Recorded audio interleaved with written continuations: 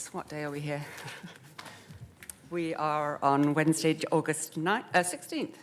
All right, I'm getting really oriented here, and this is the morning session of the Portland City Council. Welcome, everybody. I think most people know the rules that we ask for you to engage politely and let everybody have their say. If you like something, jazz hands or thumbs up. If not, thumbs down. If you are disruptive, then we'll have to ask you to leave, and if you don't, you could be arrested. But I hope things have been going much better the last few weeks, and I hope that's not going to happen. So please call the roll. Saltzman? Here. Udaly? Fish? Here. Wheeler? Fritz? Here. And since I'm president of the council, that's why I got things started. So let's just go into communications, please.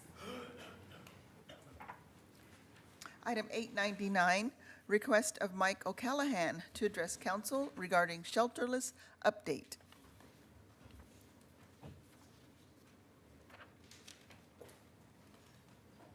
Good morning, Mr. Callahan. There's, as you know, 3 minutes, and the beeper goes off after 30 seconds left, and then at the end. Welcome. I'm here to bring you some information that you're probably not getting from the streets, okay?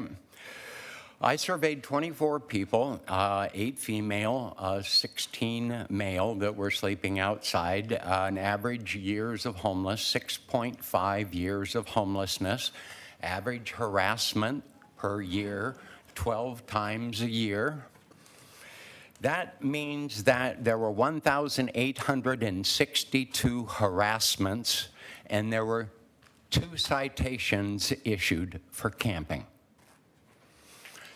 This is what is known as extrajudicial.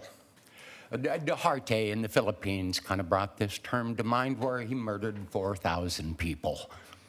Extrajudicial means punishment without access to the judiciary.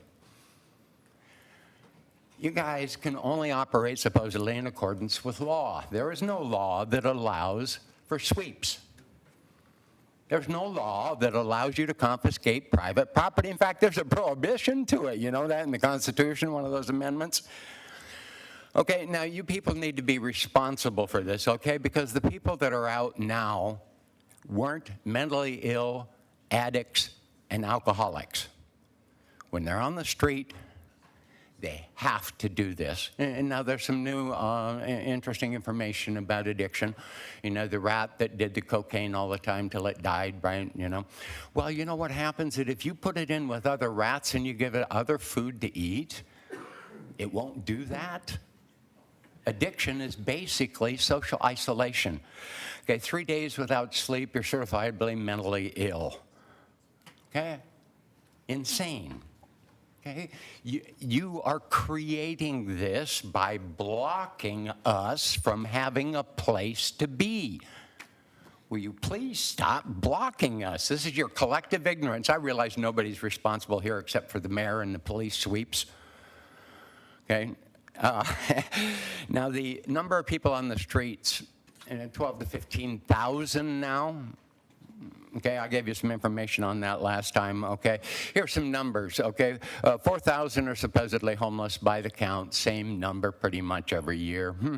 Portland School District reports there are 4,000 homeless in Portland School District. My goodness, you would think that there was one parent, so you get maybe 8,000 homeless. Anyway, 4,000 were housed by Home Forward. Oh, good, so next year we won't have any more homeless, right? You guys are way off base.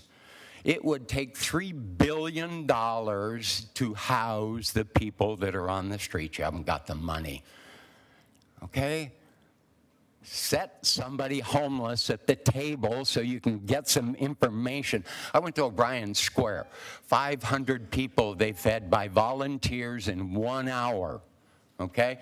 And like I told you before, you didn't hear this, Ted, but in France, they passed a law prohibiting supermarkets from throwing away past pull date food. Okay? I told them about it. They haven't done anything about it. You do something about it, you can feed 100 people. Thank Hundreds. you, sir. Thank you. Appreciate it. Next item, please. 900, request of Trina Sutton to address council regarding safety issues in parks and trails. Next item, please. 901, request of Troy Hartwell to address council regarding safety issues in parks and trails.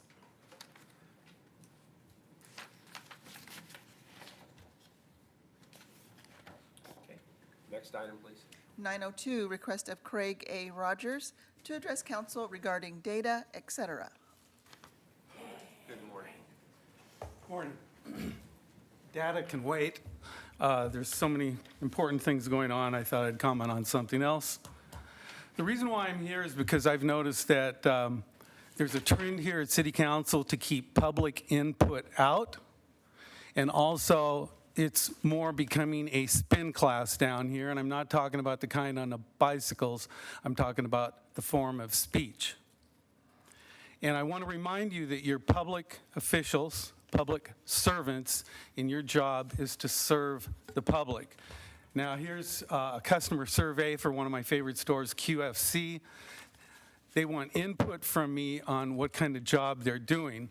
And we, as members of the public, it's our responsibility to share our thoughts and concerns with you. Here on this housing article, it says for Wheeler, little tangible on keen issue, and that also involves the homeless. To get to this point, one of the subjects was our right to vote on things up to 500,000. Well, now we're not able to address that, and the real spear into that was that housing, it slows down housing, money for housing. And yet here, who's slowing down the money for housing? And actually, Ted, your name is mentioned all throughout this. So on one hand, you use it where we don't have the right to publicly address 500,000 and below, and yet it's saying we're slowing down money for housing, but here it says that it's City Council that's slowing the money down. So who's telling the truth? And propaganda is executive arm of the invisible government. That's by the father of spin, Edward Bernays. I really encourage everybody to look this gentleman's name up and educate yourself. Propaganda is the executive arm of the invisible government. Here's a comment made by somebody who was really pushing us not having the right to vote for things below 500,000. During my evolution as a leader on council, I've learned that there is no substitute for robust public discussion on important issues before council. Well, I say talk is cheap. Reputations are never made by what you're going to do. Now here we got Portland foot Solar Power's bill after company defaults. Portland stuck with paying $5 million. Judge rules council misspent $17 million. City council could enter secret deal with PGE. Close friend said I would remind him that the deal's revenues have to be reported to PGE's FERC Form 1, that's FERC, as the only secrets here are those being kept from the commissioners. Is it any wonder that on this survey, I mean, don't you get it? Where's the prudent decisions? So the only thing I have to say is that there's more fish in the sea. Thank you. Next item, please. 903, request of Michael Jennings to address council regarding insufficient management of building contractors. It's the other guy. It's not him yet. This is Michael. He's Jenkins. Good morning. Good morning. More than a year ago, when I learned that the Portland city government wanted to evict two very successful tenants from a building owned by the city government, I decided to do some research. I discovered that the city government had threatened eviction every year for 8 years. There are many other details that indicated a lack of good management. Now, the Portland city government has said that there will be a renovation of the parking structure at 10th and Southwest Yamhill beginning in January 2018. The government has hired a contractor for $1.2 million, FFA Architecture and Interiors, to do initial design. I would be very happy to see evidence that the contractor is competent, but I've found only evidence of lack of competence. I have no opinion about whether renovation is a good idea. I'm only saying that there is insufficient management. I have sent my reports of the lack of sensible management to more than 40 people in the Portland city government. In more than a year, I've gotten no response. When I try to understand the operation of the Portland city government, I arrive at the conclusion that there are really two governments. On the surface are the mayor and city council. Their purpose is to make it look to the public as though Portland has a city government that considers the needs of its residents. And sometimes that actually happens. It seems to me, for example, that Mayor Wheeler is more sensibly engaged than the previous 5 mayors. However, to me, it seems that the real underlying government is the PDC, the Portland Development Commission, that recently renamed itself Prosper Portland. It seems to me that the real intent of the Portland city government is helping real estate developers make money. Now there are constant traffic jams, and that has caused a lot more pollution. It is apparent that real estate developers want constant traffic jams. Real estate developers want what's bad for everyone else, and in Portland, they've been allowed to have that. Real estate developers make more money if the traffic is terrible. That's because the jobs are concentrated downtown, and people are willing to pay more for a place to live if it's close to their job. People don't like to spend large parts of their lives driving to and from work. A half-hour drive to work and a half-hour drive from work is 240 hours each year. That's the equivalent of 6 extra work weeks of doing something unpleasant and sometimes dangerous. Allowing real estate developers to have unhealthy control is extraordinarily destructive to U.S. society. It seems to me that the Portland city government should allow no more increased concentration of businesses and residents until the many problems with traffic can be resolved. On the way here today, I saw another very, very large building being built that has no parking. Thank you, that's finished. Thank you, sir. Colleagues, with your forbearance, there is a gentleman who went through considerable effort to get here today for communications. He was actually signed up for next week, but there was some confusion. Would anybody have any objections if we took him today? Come on up, sir. And is it Michael Jenkins? Did I get that correct? Thank you, sir. I have a bill here that's going to read to you because I have medical conditions. No problem. I'll finish up. Thank you, sir. Yeah, my name is Bill Russell. I'm a friend of Michael's, and I'm just here to read his statement. Here's his statement. My name is Michael Jenkins. People know me as Pork Chop. I've been chronically homeless off and on in Portland for a long time. I was part of Right to Dream 2 when it was safe and sober. I am concerned about Right to R2D2 because internal leadership has become lax, and I've seen drinking and drugging there. I helped them move into the new site in June. When I confronted their leadership and members about alcohol there, I was physically attacked at their instigation. Despite being a victim of the attack, I was arrested and held in jail. Charges against me were eventually dismissed. But everything I owned, my converted school bus that I lived in called the Hawthorne bus, and all my possessions were taken and never returned to me. I have asked Portland Police where my bus is and belongings are, but they have never told me. I have an active complaint with the city auditor, independent police review, but I wanted you to know what is happening out there. Dozens of homeless people have all their belongings taken during sweeps. We are citizens, and even though we are homeless, we should not have to lose our property because we can't move it quickly enough and have nowhere to move it. I have a housing voucher, but no landlord who will rent to me. Join has been working on it for weeks with no result. Right now, I have a motel voucher until Saturday. We all know there will be tons of people in town this weekend for the eclipse, and here I go again. I don't like being homeless. I hate it. It gives me anxiety to think about being out on the street again. I just wanted you to know what's still going on in Portland. Thank you. I just want to follow up that I've been in the mayor's office to explain this. I feel like I'm getting a runaround. I'm not a runaround person. I'm not going away. The Hawthorne bus came here a year ago, said we were going to go out and we're going to help people out on the streets to defend their property. For the year I have done that. I started out a year ago in Laurel Hills Park, bringing 146 people off the Springwater Trail. Did the safety, I brought a shit show to bring into Laurel Hills. I brought the worst of the worst, and they're still in there. There's no help for anybody. They want to blow us off. I'm done with it. I'm done watching 5 women get raped in there, and that's all I got to say.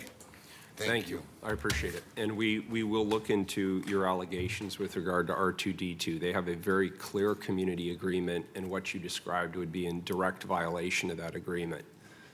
Well, I was So over I there, and appreciate that. I've been the original, me and Abraham started it 5.5 years ago, and we never once dreamed of it. When we don't even have a military bed, or we don't even have a handicap bed over there right now for anybody that comes in dire need of it, that ain't happening. We have a couple's tent, we have a men's tent, and we have a woman's tent. I'd like to speak with you in your chambers later. Thank you. I appreciate it, and thanks for coming by. Thanks, Bill. First, and that's all the communications, is that correct, Carla? Correct. Why don't we please get to the first time certain item, Do the consent agenda, Mayor? if you'd prefer, sure. Have any of the consent agenda items been withdrawn? I have no- Please call the I have no roll. res- Saltzman, Aye. Fritz, Aye. Fish, Aye. Wheeler. Aye, the consent agenda is adopted. First time certain item, please. Item 904, accept Year 2 report on the $68 million Parks 2014 General Obligation Bond. Commissioner Fritz. Thank you, Mayor. I'm very happy to present this. Just as a tidying up, there is a clarification with some amendments that have been circulated to council, correcting some of the numbers and putting the verbiage back in sort of the right order. Does anybody have any questions about that? Would you like me to move that as a package? Yes, please. So moved. Seconded, thank you. Commissioner Fish moves, Commissioner Fritz second, movement of the entire package. Shall we vote on that or not? I'm happy to, it's at your discretion. I usually like to. Housekeeping. It's Call the vote. Saltzman, Aye. Fritz, This is just so that we're just all discussing the same thing. Aye. Fish, Aye. Wheeler. Aye, so the entire package is on the table. Thank you, Mayor. In 2014, the Parks Replacement Bond was passed with the support of 74% of voters, the highest ever for a Parks bond, showing broad support for investment in our city's parks and recreation facilities, particularly basic service and taking care of necessary maintenance. This was $68 million, and the first set of projects were approved and are in progress, and we're going to hear about that. What we have here today is to discuss is the last section of the projects. A primary focus of the bond program has been to hold true to the bond's language. We have to make sure that what we promise the voters actually happens. And over the last year, we've done a lot of work to get the project underway and to have a great deal of public involvement for the remaining $20.4 million of the bond. Thanks, first of all, to the Portland voters for approving this tax, and secondly, to the team in the Bureau and in the community who is bringing this today. Hand it over to Lauren Maguire, Capital Projects Manager at Portland Parks and Recreation. Thank you, Mayor Wheeler and Commissioners. My name's Lauren Maguire. I'm the Development Program Manager for Portland Parks. As Commissioner Fritz said, the purpose of the report is to summarize and share with you, the public, the current status and the challenges that we've had the second year of the bond program. So the 2014 Parks Bond Program passed by voters, approved, as Commissioner Fritz said, a $68 million measure. On the screen is the overview of the bond agenda for today. We're going to talk a little bit about the background. We'll review the investments that we've made so far and talk about the public involvement, transparency part, and then go over our performance with the project overview, schedule, and budget and scope overview. During the first year of the bond, we set up the foundational structure for it by hiring new staff and establishing the process. This year, year 2, we focused primarily on two things: project delivery and the creation of the bond phase 2 list. For project delivery, we remain consistent with the bond language throughout the year. For example, as you see in the oval circle, when we said we would renovate Matt Dishman Pool and Peninsula Pool and Grant Pool, we've done that. We are working currently on Peninsula Pool, but the other two have been completed. For the bond phase 2 project list, the second part of our efforts this year, we had $20.4 million of the original $68 million that were not allocated to specific projects. So we developed an analytical and transparent process to establish that list. First, we did an asset management assessment where we evaluated playgrounds, bridges, pools, and other facilities to determine if they were likely to fail and their level of danger in case they did fail. And then we ranked those projects.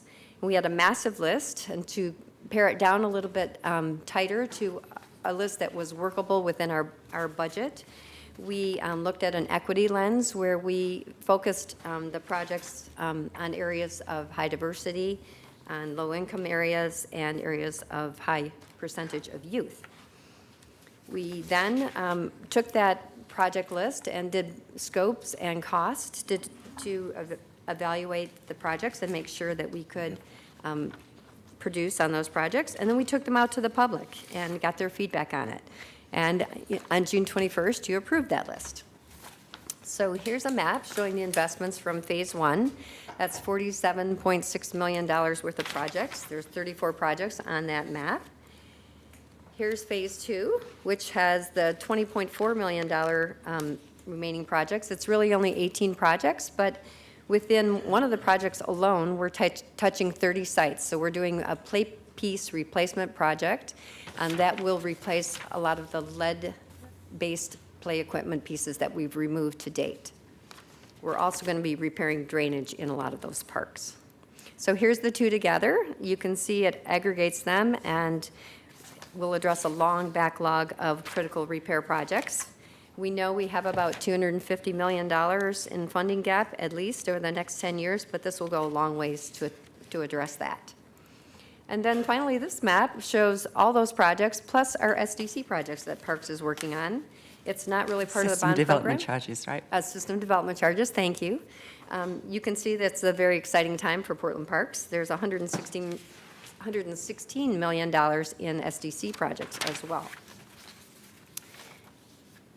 Not only is the city working hard to improve the parks infrastructure, we're also investing in the local Portland community to ensure that disadvantaged, minority, and emerging small businesses have opportunities to design, bid on, and construct bond projects. Our success rate is, we're pretty proud of it. It has 34% of professional technical contracts devoted to these groups, and we have 46% of all our construction contracts devoted to DMW ESB utilization. And just for perspective, our city goal is 20%. We're also very proud of our park system, and with our initial work, we had extensive public outreach to identify the Phase 1 project list. There's also been project outreach, public involvement with each of our projects. You can see on the right-hand side the number of public meetings and celebration events, signed, posted, and the number of hits we've had on our website. We've also been working with our Bond Oversight Committee, which is comprised of Dion Jordan, Jonathan Colin, Karen Loper-Tracy, and Zuri Satner, and our newest member, Ken Richardson, from the David Douglas Schools. They've offered many significant and helpful suggestions. So two of the suggestions are up on the screen. They wanted us to establish a program contingency. We have done that with the Bond Phase 2. And they also wanted us to demonstrate our effectiveness of our outreach efforts. And you can see our outreach efforts on the right-hand side. And we're also looking at doing a survey in the future to evaluate our performance in this area. They'll be coming back to you in the fall with a report on how they think we've done as well. So now performance. In our second year of implementation, several projects have moved forward through various stages of design and construction and completion while maintaining consistency with the original bond language and utilizing extensive tracking mechanisms for our schedule, scopes, and budgets. All 34 of the projects are now underway. This is the Selwood pool roof and windows, which looks great. Here's some work that we've done on the Matt Dishman spa and pool equipment. And of the 26 projects that we have underway, one of them is the Washington Park Rose Garden ADA Improvement Project. It's wrapping up now as we speak. And we've completed 8 of the projects. This is Grant Pool. We've done Matt Dishman Pool. We've also done several loos throughout the community and finished a couple studies. Overall, the schedule metric is also a positive one, with 19 of the 34 projects on or ahead of schedule and 8 complete, as I said. We do have 7 projects that are a little bit behind schedule. We've had several challenges. We've had the rainiest season on record, so that has not helped. We've had an increasingly challenging construction climate, which you've heard about as I've come with many different projects. Sometimes our bids are not coming in at all, and sometimes they're high. We also have complex permitting and procurement requirements, and for Pioneer Courthouse Square in particular, we had downtown protest activity, which delayed that project by a month. As of June 30th, we'd spent $15.9 million. Our spending is still at a slower rate than we originally anticipated, but we look for that trend to change as more projects move into the construction phase. You can see from the 2 bars on the screen that we have more construction activity now and less administrative cost, which is great. All projects are currently within their bond budgets, except for 2 projects, Grant Pool, which was over, and Park Lane Lou, which was also over due to a fund tracking oversight. The graphic shows the overall progress of the bond as far as administrative expenses go by month. So we have a 6.6 cumulative percentage of funds spent on the administrative costs. That's what we wanted to clarify in the memo that you got recently. And this graph in particular, it looks like it's almost 0. That was exactly our administrative expenses for the month of June. So this is by month. Similar to year 1, all of our projects continue to stay within their originally defined scopes. So overall, we're very proud of our metrics. We've had projects that are well received by the public and by the contracting community and our leaders. We're exceedingly proud of our goals for DMW ESB utilization, and the majority of our projects are on schedule and on scope and within budget. So looking ahead, we have 13 projects that will be happening in the next year or so, so there's lots of excitement to come. With that, we're happy to present you with the long form of the annual report too, which will be shared with the press and the neighborhood coalitions and will be on our website. The information presented here can be found in that report. It's intended to be transparent and honest about what has gone well and what challenges we had. Consistent with last year, we have a handful of interesting stories in there from some of our supporters. We're very appreciative of their contributions, including Nate McCoy, Arlene Kimura, Max Nathy, Harriet Cormack, and there have been many others who have been united in the common goal of reinvesting in Portland parks for today and for the next generation. The short version has already started to be distributed. You have a copy of that right now that Carla's given you. It's also been translated into Spanish. In summary, we anticipate that we'll be able to deliver the Phase 1 and Phase 2 bond projects promised within the $68 million bond with accountability and transparency, and we're happy to take questions at this time. Thank you. Colleagues? Very good. So we have the entire package, including the amendment on the table. Is there for any further discussion? And I'll ask for somebody to. Lauren, I guess this is a superb presentation. You deserve one question. Sure. So we've got all these cranes in the air. We've got so many projects underway in our city, and we're starting to see upward pressure on bids as a result. Now, obviously, we want to get as much value as possible out of the bond. What's your general assessment about the climate for bids? As you said, we've had a challenging bidding climate, and a lot of our projects have come in over bid. We're trying to circle back with the contractors that are bidding and see if we can get more information from them. We've started to factor that into our budgets as, just to anticipate that's going to happen. As far as other things we're doing with the bidding, we're circling back to people that haven't bid and trying to get them to bid on our projects. We're trying to bundle our projects. We're trying to attack it in a lot of different ways, but it is a challenge. And I can't say that we've honestly cracked that yet. On one hand, it's a happy development. And when you talk to the building trades, they say they're at 150% of capacity, which means a lot of people are working. Right. But it has the other effect of driving up construction costs. And, Right. Anyway, this is a superb report. Thank you. Thank you. Public testimony? Yes, we have 3 people signed up.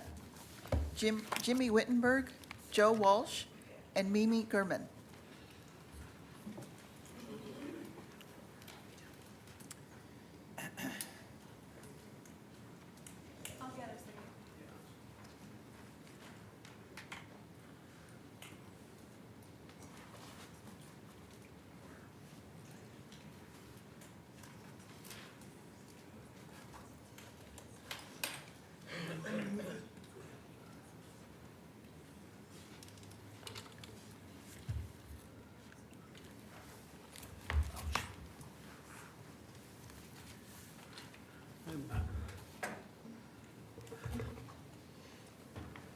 Mayor Wheeler, I expected to be out of town by now, but they want a month's notice on my apartment, even though it's full of bugs on my chair and my bed.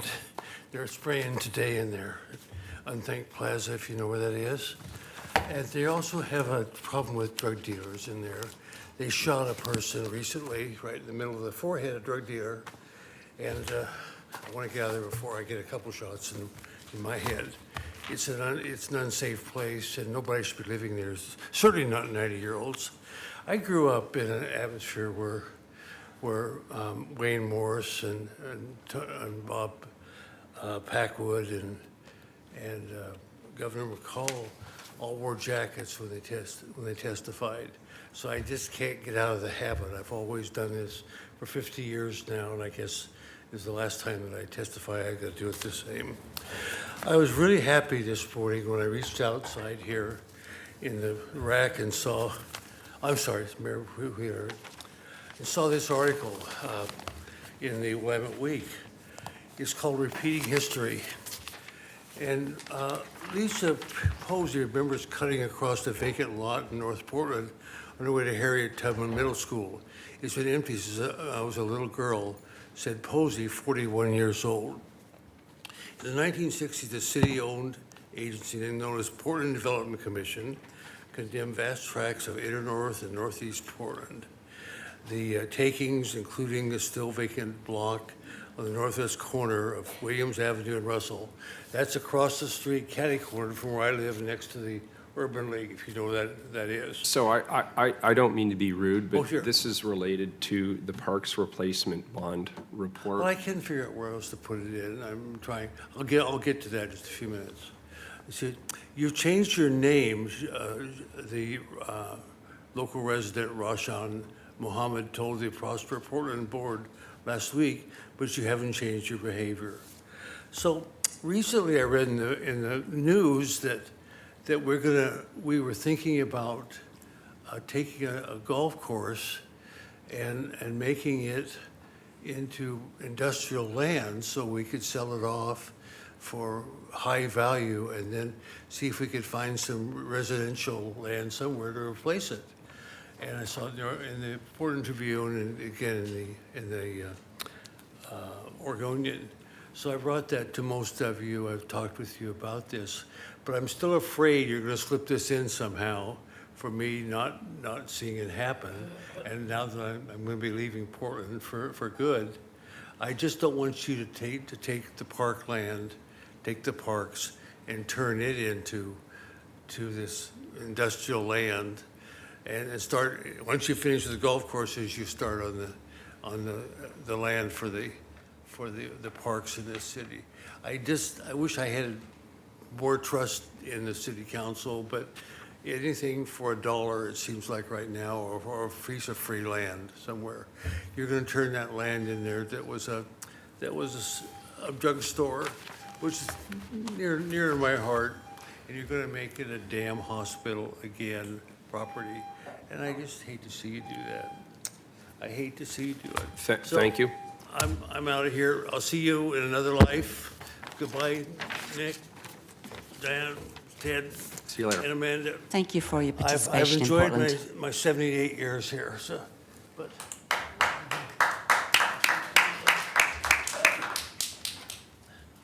So I'll leave this with her so she can, this is an Mimi, you're up. by a 12. Joe's up, actually. Mimi, you're up. Joe's up. Joe was written before me. Could somebody Good speak? morning, Thank you. Good morning. My name is Joe Walsh. For the record, I represent Individuals for Justice. Just a technical question. As I was watching the presentation, obviously, if you listen to my voice, I was not going to speak today. However,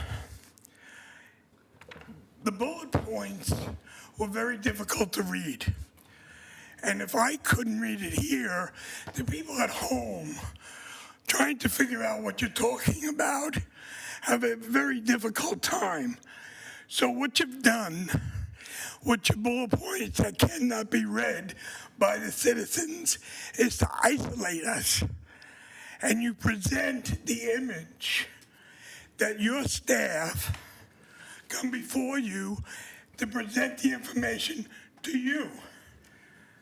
And I would submit that that's wrong. They should be presenting it to the people of Portland. And if we can't read what the bullet points are, and we can't figure out what they're talking about, how in God's name are you presenting it to the people of Portland? Do you see what I'm saying here? We are the people of Portland, and it was a good report. It was. I was impressed with it, but I'm here.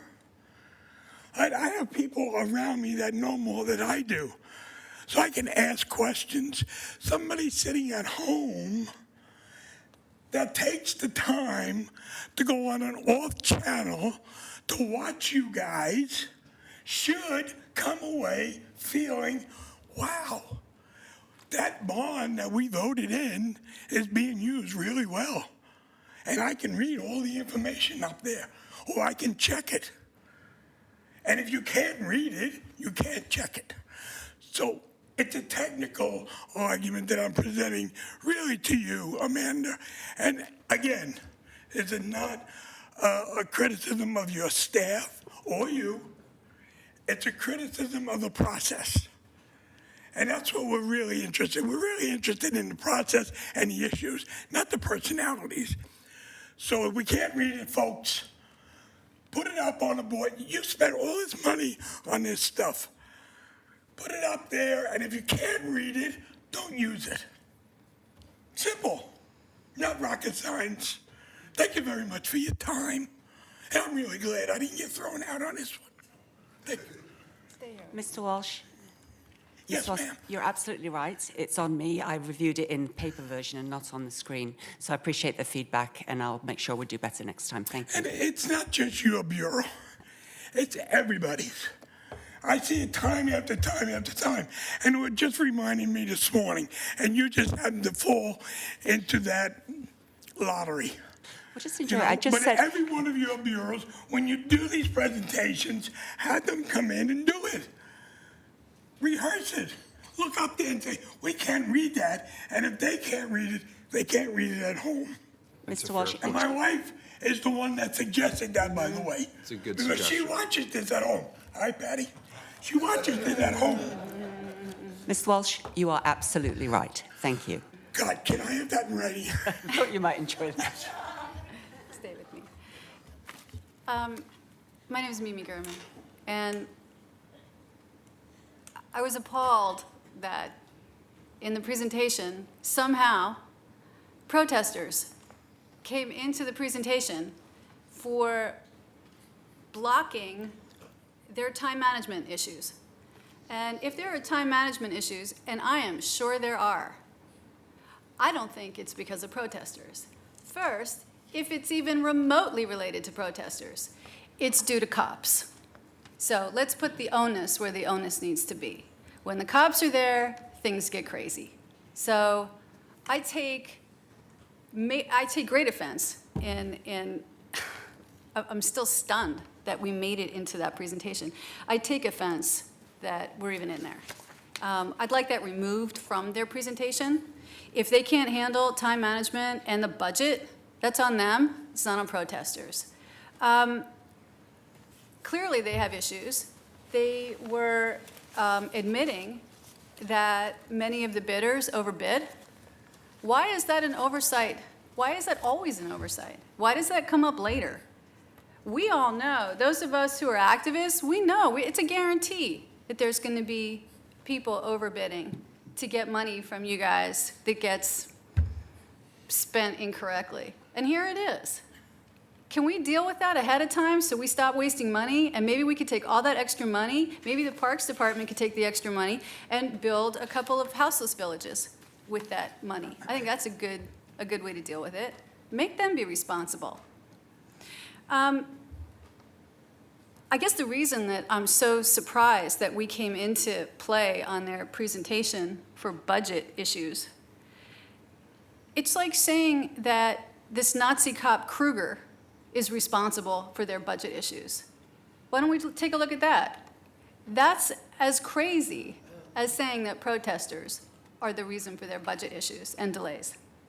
So if we're going to be in that, I want it known that Nazi cop Kruger and his employment with the city is part of their budget issue. And we need to get rid of him. We need a recommendation from the mayor to the union, from Chloe, who for some reason isn't here today due to the bullet vote, I'm sure, because she's a no vote and just can't find the spine to actually be here to say no against the bullets. I want a recommendation from her to the union to fire this Nazi cop. And let's make the Nazi cop responsible for budget issues. That's all I got to say. Thank you. Ms. Gilman, the Pioneer Square was supposed to have been had the barricades up right after the holiday season at the beginning of January. Protesters said they wanted to gather there for the January 20th inauguration, so we delayed the fencing of that whole area to accommodate the protesters. That's why it's behind schedule. It could be noted that way. As it is right now, it's protesters. There's been a lot of protests. Clarification would be great. Yes, my name is Lightning. I represent Lightning Super Watchdog X. Another thing I'd like to have on these type of presentations is on the overall, again, and I've stated this on other programs and construction jobs, is I want to have a clear understanding how many jobs are created per park, and then the overall number. Just a basic estimate is what I'd like to have. It's just to have an understanding when we're talking about dollars going into projects and then how many jobs are created. And that is a very important issue to me, to have an understanding on the overall dollar amount toward a park, how many jobs created, and then looking at the overall picture pertaining to the bond. Another issue I have is that in the parks themselves, I'd like to have a more clear understanding of, for low-level offenses committed in a park, I don't want to see people taken over to the Multnomah County Jail for those type of offenses in a park. I don't want them to be trespassed and then taken into jail. I think it's completely inappropriate if they're out in a public park to end up having to sit in the jail for a few days on a low-level offense. And again, as the Parks Commissioner, you have authority to basically set the rules and the guidelines for what also the police need to follow in these parks. And again, I don't want to see people sitting in the jail. And I've gone over this on a disability report where some people actually committed suicide after 3 days of treatment in the jail. And I want that to be stopped. Another issue just pertaining to Pioneer Courthouse Square, I'd like a little more emphasis on the artwork that goes into some of these parks. I want to have a little bit higher budget for the artwork, maybe working with RAC. I want to see more artwork in the overall parks, different things where community members can come in, have an input, what they want to see in certain areas in the park, and provide that and have the artists come in and create it. I don't see enough of that, and I didn't see that in the Pioneer Courthouse Square. With all that money that was spent, I wanted to see more artwork placed in there. I haven't seen it yet. My final position, again, is that I really think you're doing a good work on this, Commissioner Fritz. I really think that this Bureau is something you truly enjoy. You light up when we talk about it, and I think that's good. I think you really enjoy this Bureau. You're going to do really well. You're doing good. You're keeping a lot of the overall costs down. I want to see more artwork, more community involvement on that, And other than that, keep up the good work. Thank you, Mr. Lightning. The bond measures were specifically for fixing problems. It wasn't, we couldn't use it for improvements like artwork. But it was my understanding on any park development, there's a percentage of from where RAC kicks in to provide art on any new development of a park. Well, actually, the city does, and yes, if Well, you the go to city is RAC. You donate to the, we know where we're going on that. Go but- to the openings of the Gateway Discovery Park and the Lewitt View Park, because then you'll find that's where the art is. Okay, very good. All right, thank you. And again, private donors would be happy to probably step up and provide additional artwork. You would think, huh? You would think. I mean, that's why you have the Park Foundation. Thank you. Colleagues, I'll entertain a motion. So moved. Second. Commissioner Fish moves, Commissioner Fritz seconds. Please call the roll. Saltzman, Well, thank you for this good oversight report. Thank you, Commissioner Fritz, for your leadership. Aye. Fritz, Well, I was very first elected, promising to take care of basic services in every neighbourhood, and that's what we've done with this Parks Bond. Thank you to the team for your display today, the presentation today, and for your diligence in making sure that we do give the voters what they voted for, which is using their tax dollars wisely. And I'm very proud, actually I've been proud, Mr. Lightning, of every bureau that I've been in charge of, because they're all wonderful. This one's particularly wonderful because there's so much community engagement, and I very much appreciate the work that's going on, even with basic repairs. Aye.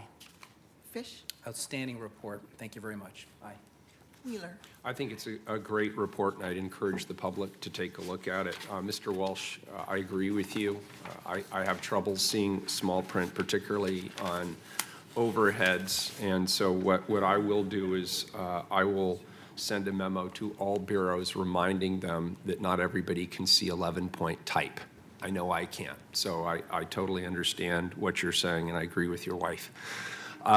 Thing number two, Commissioner Fritz, I think it's a great report. I appreciate the work you and Parks Bureau staff has put into this. I think it's very clear. I particularly like the fact you have the wins and the yet-to-be wins, and you're very clear and transparent about that. I think that gives people benchmarks to look at the next time we have you back. I also wanted just to reflect on the comment, why are, of late in particular, all of the original construction estimates being surpassed by the actual bids.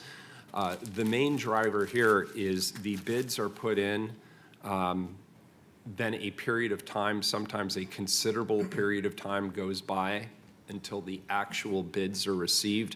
And what's happening right now in this market is finding a tradesperson to be able to actually do the work, to get a subcontractor to actually be able to do the work.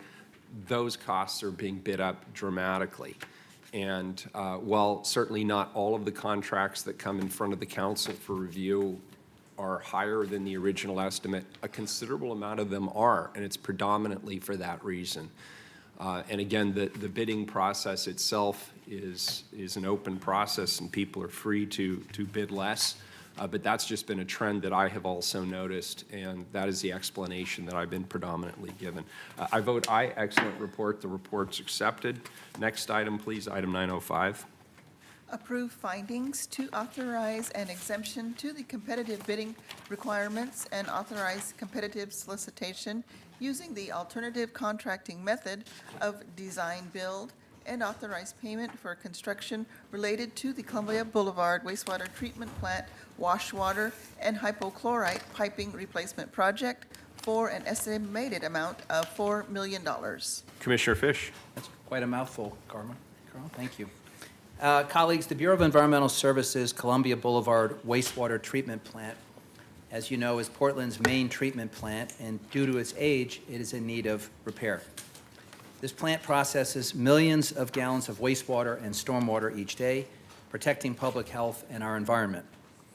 This morning, Larry Palat, Interim Chief Procurement Officer, and Paul Sudo, Supervising Engineer for the Bureau of Environmental Services Wastewater Treatment Design Group, are here to give a brief presentation about the proposed competitive solicitation for this project. Gentlemen, welcome. Thank you. I'm Paul Sudo, Supervising Engineer. And I'm Larry Palat, the Interim Chief Procurement Officer. Okay, good morning, Mayor Wheeler and Commissioners. Morning. We're here today to request council approval of an ordinance to authorize an exemption to the competitive bidding requirements and authorize competitive solicitation using the alternative contracting method of design build for the Columbia Boulevard wastewater treatment plant washwater and hypochlorite piping replacement project. The use of the design build contracting method will help us deliver a better, more cost-effective project because it will allow us to include the construction contractor in the project earlier than in the traditional design bid build approach, which will allow us to make better and more informed decisions throughout the project's design. So, all right. So here are two photos of the two piping systems that this project will be addressing. And basically the purpose of this project is to replace these two systems. One is essentially a steel system. You can see it on the left. It's got kind of the pitted corrosion on it. And on the right, it's more of a plastic. It's PVC or CPVC, so it's a system. So you can see the photo on the left. It shows the corroding steel pipes. That's the wash water system.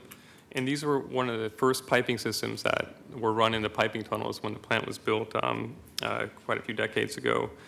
We consider them the plant highway, so to speak, of the water system. Essentially, this water is used at various places around the plant. It's used by various pumping systems. So if the wash water system goes down, we can lose certain pumping systems around the plant and wash down systems and so forth.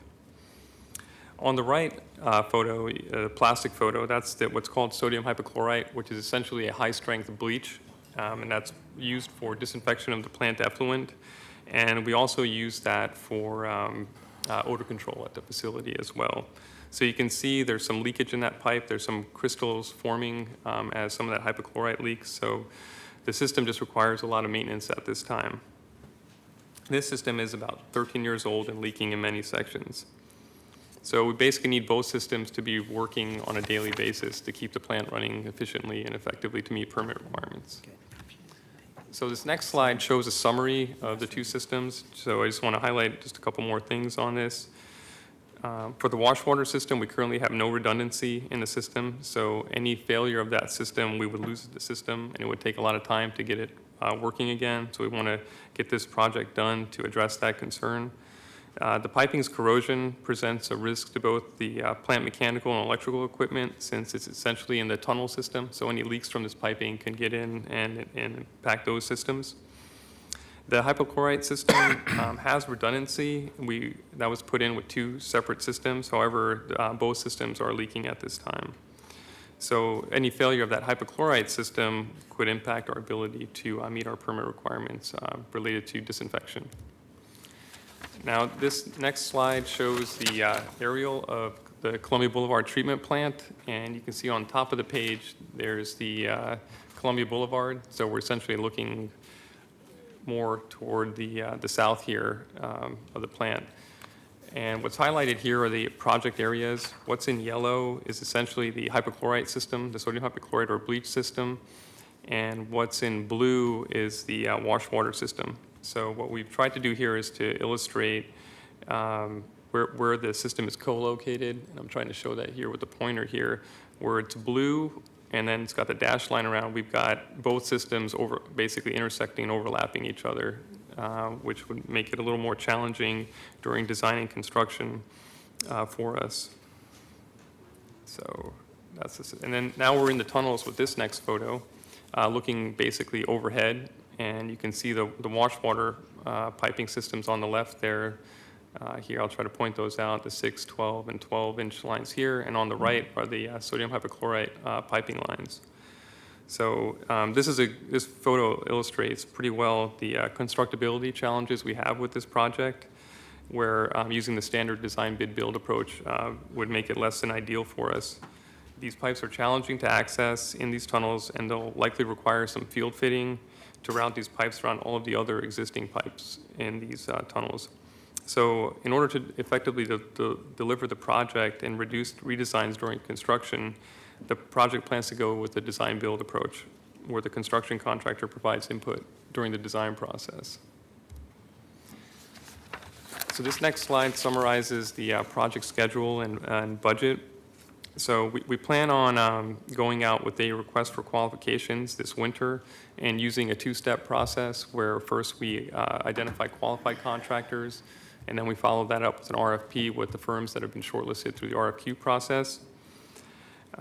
We anticipate that this two-step process will allow the selection committee to consider qualifications like the contractor's experience with construction of industrial systems, including their safety record working at industrial plants, and also with the chemical piping systems. We will consider, however, I do want to say that we will consider reducing this two-step process to one and skip the RFQ step if we take a look at the bidding market as we get closer to advertising. And in effect, we plan on choosing the approach that will give us the most competitive outcome in the bidding process. So if we follow this process, we expect to come back before council with the chief procurement officer presenting the report recommendations for acceptance of the selected contractor.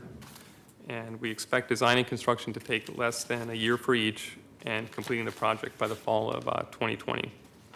So currently the project is in the pre-design phase, and we have a preliminary broad project estimate with the low level of confidence to be $4 million and a total project cost estimated to be $5.4 million. So explain those two differences. So you have a low confidence estimate of $4 million, and then you're giving a total project cost. Is that also a low confident estimate? That's correct. And why are these low confidence estimates? Because we're still early on, we haven't gone through the design process. So typically for our projects, when we start off the design process, we give them a rating of low confidence because we haven't fully done the detailed design yet. Okay, thank you. You're welcome. Okay, Larry? Okay, good morning. Morning. The City Attorney's Office has reviewed all of the required findings for this process and find it to be in compliance with all mandatory findings for an alternative contracting methodology. The findings document was included in the packet and is included as Exhibit A if anybody wants to take a look at that again in the exemption ordinance packet. The project itself will benefit significantly from being outside of the standard low bid process because you'll get design elements done and processed significantly earlier. However, it is still a competitive process. There is nothing non-competitive or sole source or limited competition type of thing about the project at all.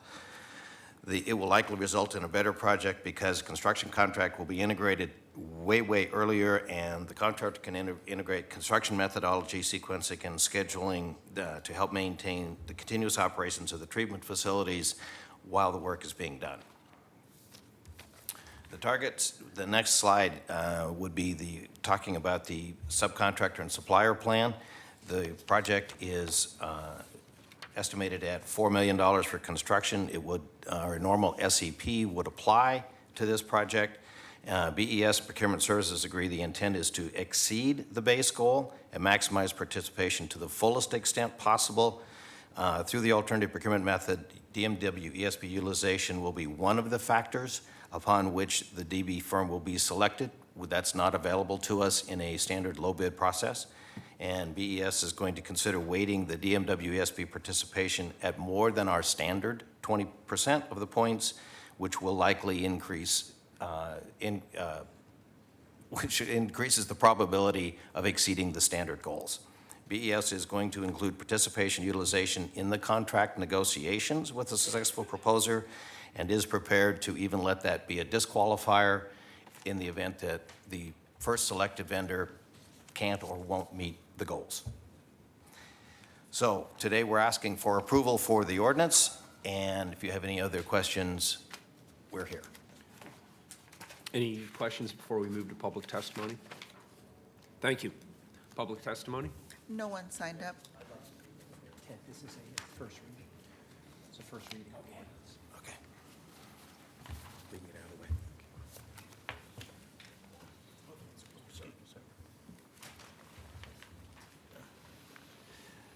Yes, my name is Lightning. I represent Lightning Super Watchdog X.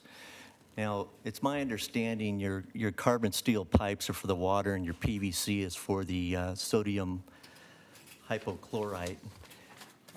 It's stated in your ordinance that these lines were put in approximately 2004. I'm wondering if, with the bids coming in, if they can state that they can actually state that we'll be able to have these lines in longer? Because it sounds to me like we're going to have to replace these lines approximately every 10 years and calculate your overall cost somewhere around, say, $4 to $5 million. Now, that's just my opinion. I'd like to have an understanding from the contractors if they can possibly get more time on this type of piping, because it appeared that most of the piping was easily accessible, open to the air. And so I'd like to have a more clear understanding on that. And I noticed it said in this report around the fittings, just on the water pipe alone, I was wondering if you could use that system that was used on other type of piping to where they insert inside of this type of piping. I don't know if you can do that on this type of water system or not, but maybe it's something to look at to reduce the overall cost. Again, on the overall bidding process, I prefer to have the competitive bidding process myself, but you're going to do a design bidding process. I just want to make sure that it is really open for competitive bids. It's not so much a merit type based choosing of who would get this contract, because I want to have, what I don't like to see on some of these big projects, I want to have some new people brought in on these projects, and I want that opened up to people that might not have that extensive experience as somebody that's been doing this for 25 years. And I want to give them the opportunity to step in on these type of projects. We're just talking about running pipe here. It's not anything that complicated. I used to build sour gas processing plants for Exxon, so this is not a complicated project here. So I just want to make sure that the bidding process is open, not just based upon the merit in how many projects you've done, but I want to see new people getting into these projects. I want to see new people stepping up, and not the same names that I see. And I could probably predict who's going to get this contract, but I won't say their name as of today. I'm just saying I'm watching this close. I want new people who can step up and be given a chance on these type of projects, because we're just running pipe here. And of course, the chemical issues on this, but that's an issue that a lot of people can do these type of projects. I want to see other opportunities given to other people. Thank you. Mayor, Thank you, Commissioner Fish. this is going to a second reading. As usual, Lightning has raised a number of interesting and provocative questions. We'll get him answers in writing before next week. And as to the major point I think he made about expanding opportunity to people to compete for these contracts, that's one of the benefits of this approach, and one of our goals is to have higher MWESB participation. I think we're aligned on that, but we'll get him written answers and the other questions.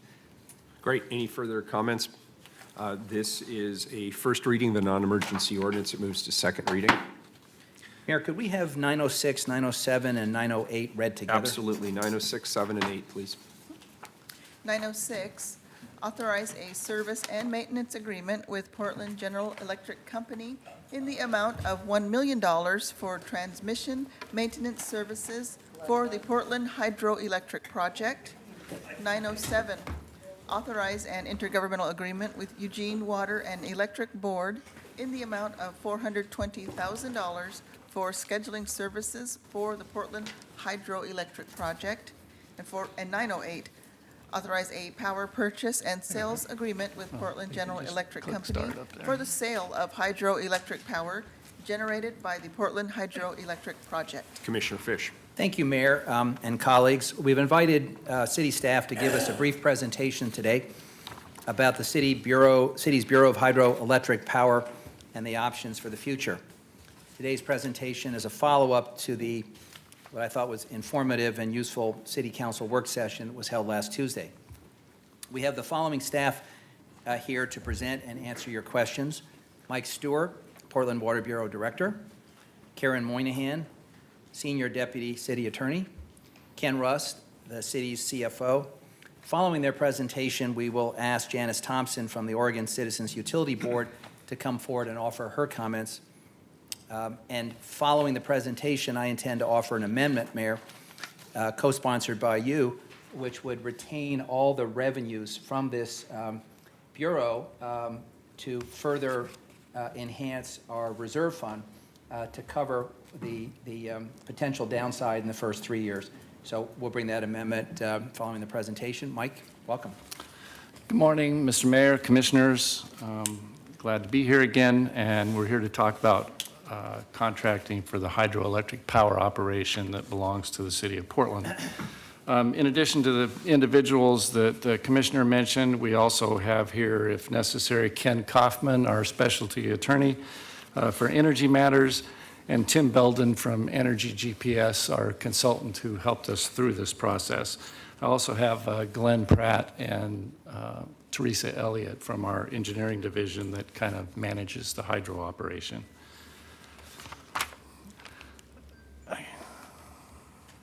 So for background purposes, briefly, we built the Portland Hydroelectric project in the 1980s. That was actually something that started in the early 1900s with the wisdom of design engineers many years ago who realized it's very difficult to put penstocks through a dam after it's built. And they put penstocks in both dams when they were built. It became economical in the late 70s due to federal regulatory changes, and we began construction in 1979 and began producing power for the city in 1982. Or not actually power for the city, but power to be sold to the grid, benefit achieved by the city.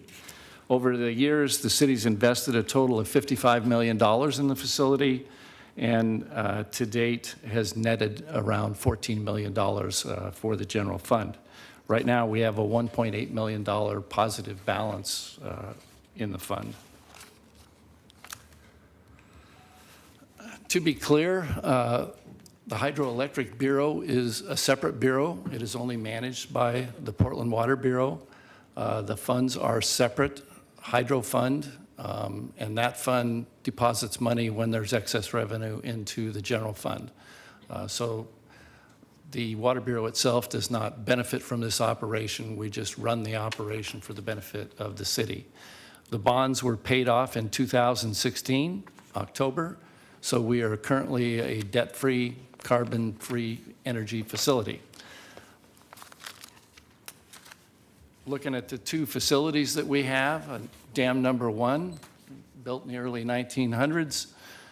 We have a 24-megawatt powerhouse at dam number 1. At dam number 2, we have a 12-megawatt powerhouse.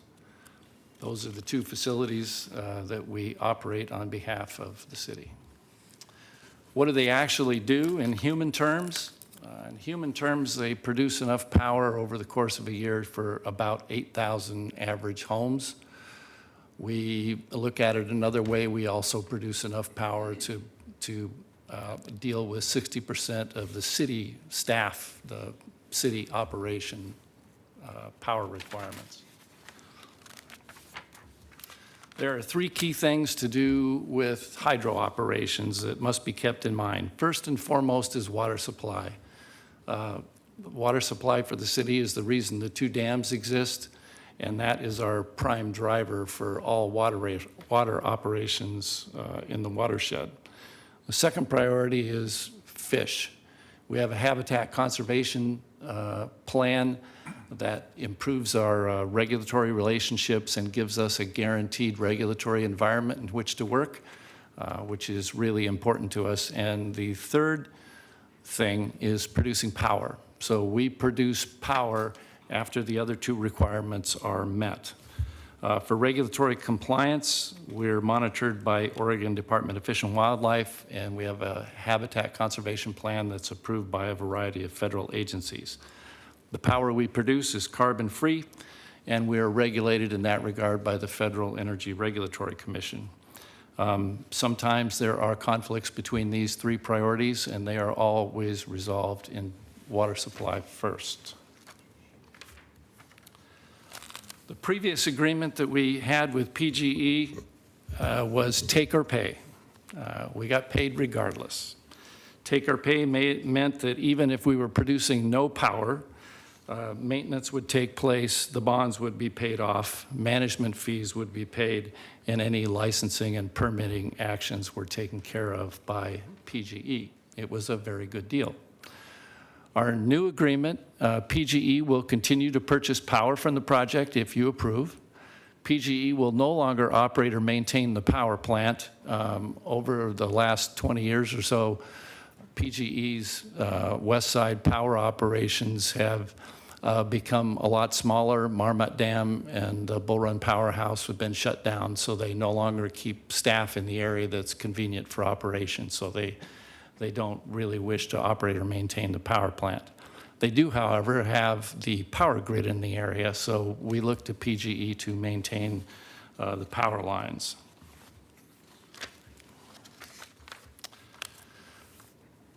Council has a simple choice here, to surrender the generation license or to continue to generate and sell power. There are consequences, obviously, for either choice. We like to control our water supply, and if we surrender the generation license, we potentially lose control of our power supply or our water supply. The Federal Energy Regulatory Commission regulations, because it's a licensed facility, go through a process that can take several years to look and see if it's economical to have another operator. We would prefer to control the operator. And we can also choose to generate and sell power. And I think the proposal that we have for you will show you that it's probably a good deal to continue to generate power on behalf of the city. What does this thing look like? There's 4 agreements involved, one of which you've already approved. From left to right on the screen, Agreement 1, Operations and Maintenance. That agreement is approved. It was for $8 million over 5 years. The next agreement, going downstream, engineers like to go downstream for some reason.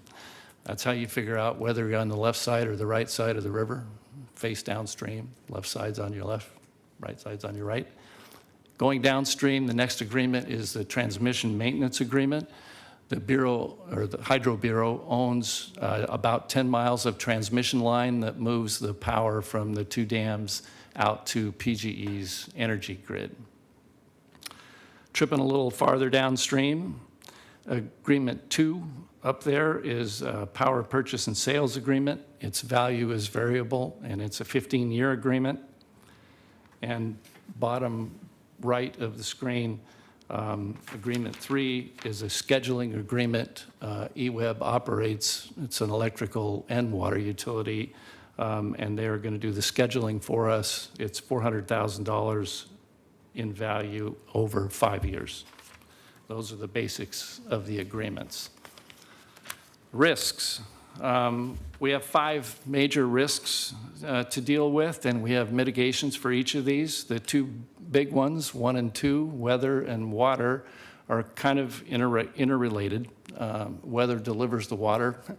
Weather also makes it a drought or dry.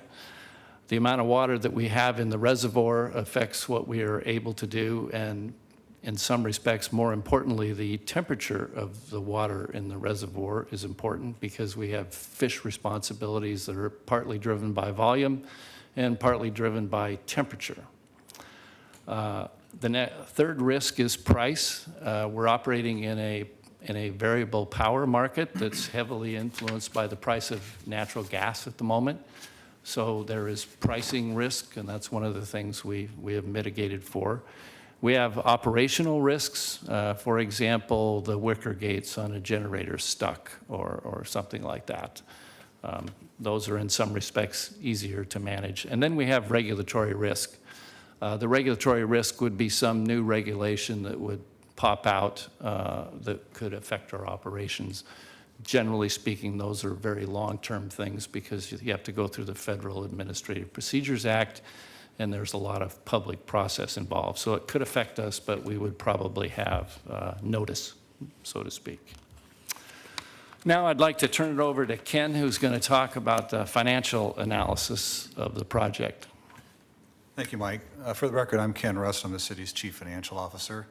It's a pleasure to be here this morning, Mr. Mayor, and members of the council to talk to you about the financial aspects of the agreements that you're considering. As you've heard, we're going to be operating under a different set of agreements that reflect kind of the modern world in the power markets, and it's very different than what we've operated on historically.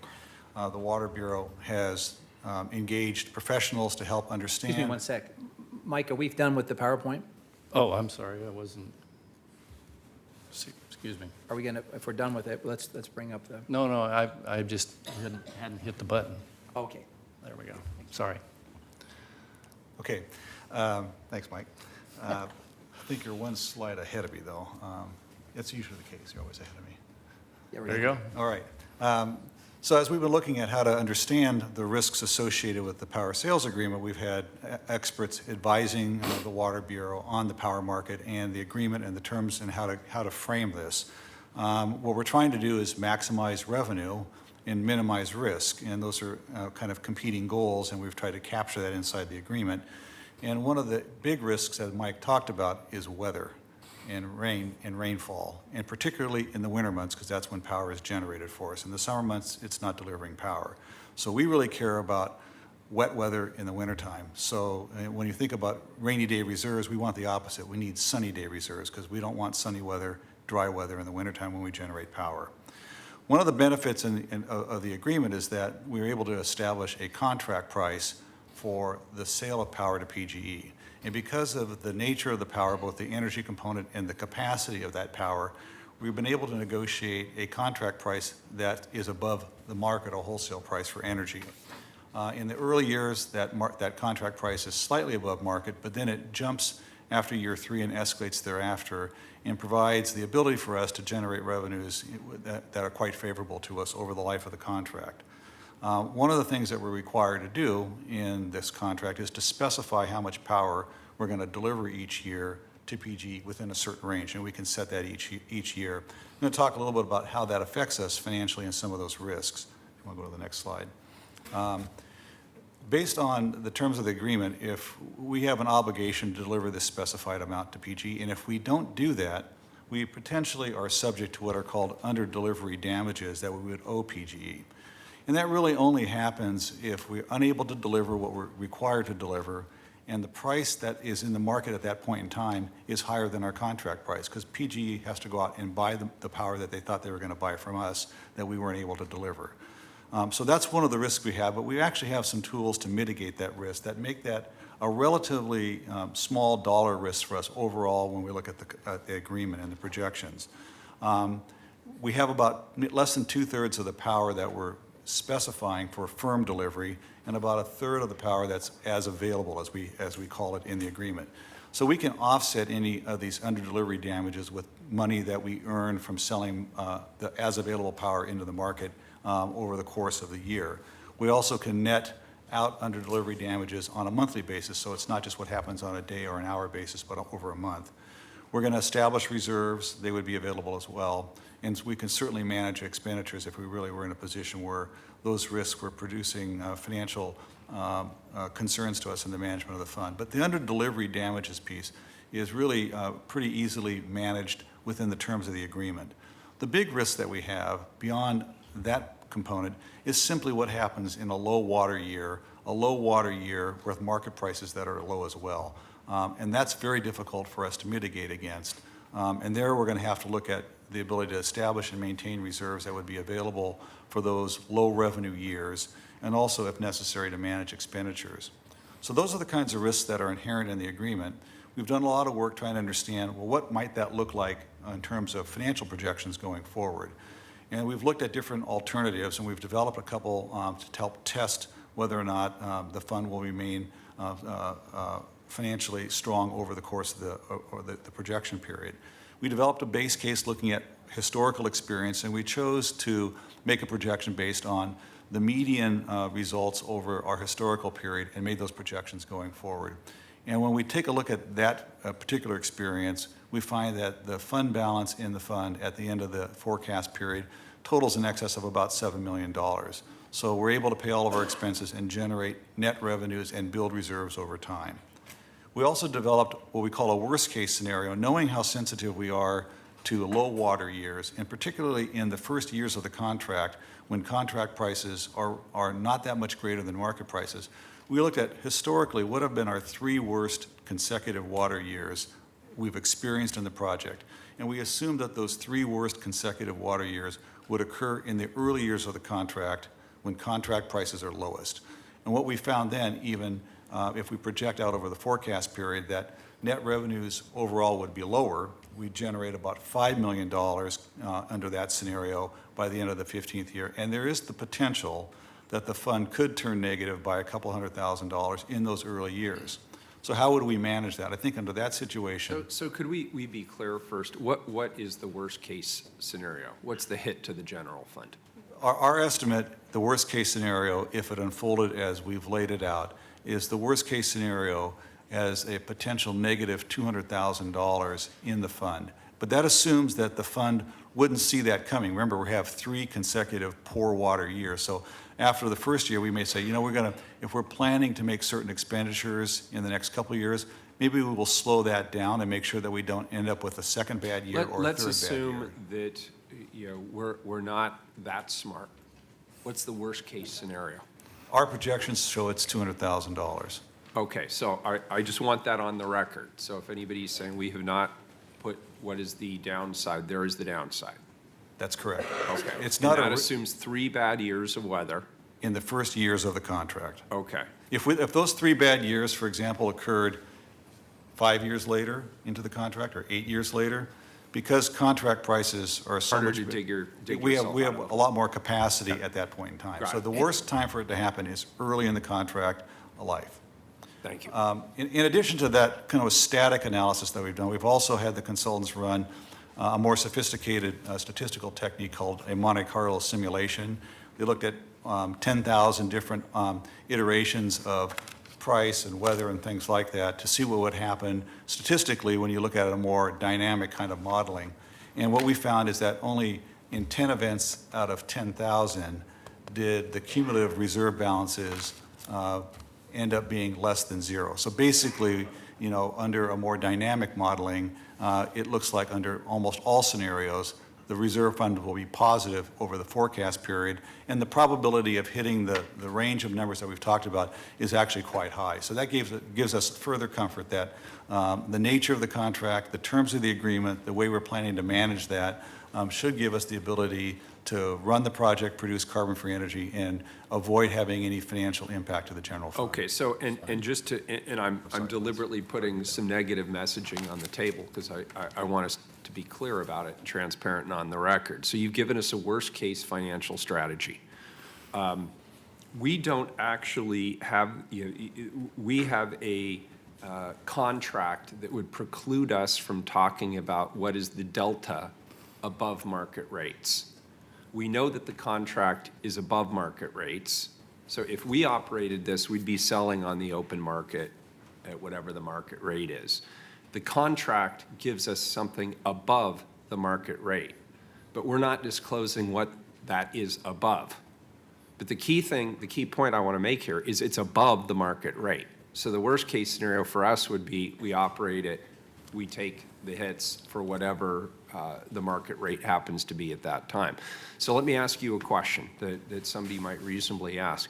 Why can't we disclose that? This, the Monte Carlo simulation, your estimate of the worst case scenario, there are things we do as a council that are far riskier than this. That we're, so what's it on us if we disclose what the delta is above the market rate? Why do we care? I'll let our able attorney answer that. Thank you. Good morning, Mr. Mayor and Good morning. Commissioners. Karen Moynihan from the City Attorney's Office. The city has agreed to enter into a non-disclosure agreement with PGE at PGE's request because essentially that's how business is done in the energy market. This is not unusual, and it is done and approved when the disclosure of that information would create a competitive disadvantage to the party, in this case, the city. Therefore, there's a public records exemption that allows for that situation. Again, it's not unusual. The Oregon Public Utilities Commission also provides for non-disclosure agreements of this nature. Also, I want to also address something that has just come up recently with respect to reporting requirements that were discussed in the Oregonian last night.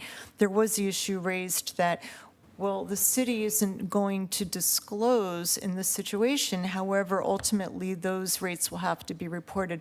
That's actually not accurate. Our assumption is that the reporting requirements that were referred to in the Oregonian were requirements under the Federal Power Act that do apply to sellers of power. In this case, the seller is the city, and the city is exempt from those requirements for two reasons. One, it's a municipality, but if you go further through that exemption, the city's exempt because we sell fewer than 4 million megawatts per year. So therefore, there won't be a disclosure. So let me suggest one possible disclosure requirement that is probably the most relevant to the taxpayers, which is if we hit the skids and we hit the worst-case scenario, there will be a hit to the general fund. And we will go through, and that is a publicly disclosed number. It would be discussed, I presume, in our budget process. You would have to come back to the city council and explain that there is a need to make up for that shortfall. That would be through our regular publicly disclosed budget process or an interim budget process. Is that correct? Yes, it is. Okay. So what about on the opposite side of that? You mentioned there was a 1 in whatever it was, a very slim chance, but a chance nonetheless. I could definitely see a scenario whereby we have 3 very dry years in a row, and market rates are higher. We don't meet the volume requirement. What about the upside? I mean, that Monte Carlo simulation has an upside too. Tell me about that. The upside is, I think, trying to remember the numbers offhand, Mayor. I think we're running around a $7 million cumulative fund balance at the end of the projection period. I think the cumulative number is 8 to 9 million plus. I'll have to. So the downside's about, so you're doing some quick and dirty math, 3 years, you're 20 years. It's about an $800,000 downside and about a $7 million upside. Is that correct? Can you say that? I'm not sure if I'm tracking. 800,000 downside, $7 million upside. Give me the down and the up. Okay, So you start out with 200,000 per year. Well, the cumulative negative balance, worst case, was 200,000. That's the whole negative. Total. Yeah. Okay. 3 years. In the first 3 years, Yeah, 200,000. So it's even less negative than I was assuming for discussion purposes. And the upside over that same period? During that first 3-year period, I'm just trying to get the right time period. Give me over the life of the contract. Okay. So, Mayor, can I do this? The projected downside and Can the I- projected upside. Let's go to For the slide. simplicity You have a purposes. slide, it's the next slide, the one that follows. Not that one, the next one. You have Mr. that. Director? It's up there. No, one more forward. One more? There you go. That's there you the go. slide that addresses the mayor's question. So Ken, why don't you walk the mayor through these points?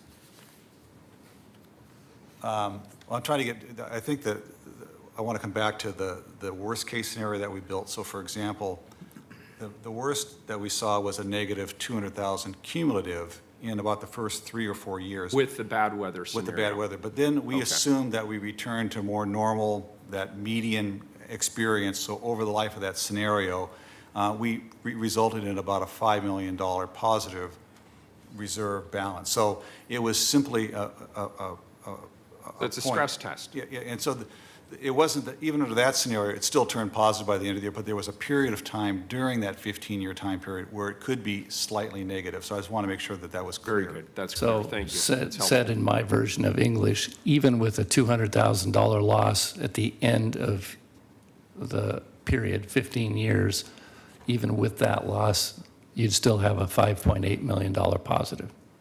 And so, for example, let's imagine that happened, that there was a series of weather events that resulted in the fund going negative, and it needed to have assistance from the general fund. Well, certainly, those are temporary and transitory events. We expect to return to profitability over the course of the contract. I would expect that the council would demand that the fund pay back the general fund with interest at the pooled treasury earnings rate that it had foregone, and it would be made whole as soon as possible. And so, And that would be done in a public environment? correct. Correct. And why don't you walk through this summary slide, because it's catching my attention anyway, so you might as well go through it. So in summary, it's a net positive deal no matter how you cut it. Even with the $200,000 loss over 15 years, the low is $5.8 million in net revenue. Our predicted ending fund balance using the Monte Carlo simulation is $7.6 million, and there's a 99% probability of positive net revenues overall. We think we have mitigation tools in this contract to take care of all of the risks, although there's always some risk, 1% in this case. Those mitigation tools include nominating the power, which balances every month. They also include special funds set up to cover repair and replacement and the loss scenario, and I think Commissioner Fish is going to offer an amendment to make that even more clear. We maintain control of our water supply. We don't run the risk of having someone else come and be sitting at the base of my dams. I think of them as my dams. And we continue to produce carbon-free energy from a renewable source. Thank you, and we're available for questions. Yeah, very helpful. And Ken, I appreciate this, plus the work session. I appreciate your answering my questions. That's helpful. So Mayor, why don't I offer the amendment now, and we'll put it on the table. And Karen, this is technically an amendment to which of the ordinances, 905, 6, or 7? No, it's 8, isn't it? 8. I don't have that. Excuse me. Sorry. So, all right, so I'd like to, thank you, Mayor.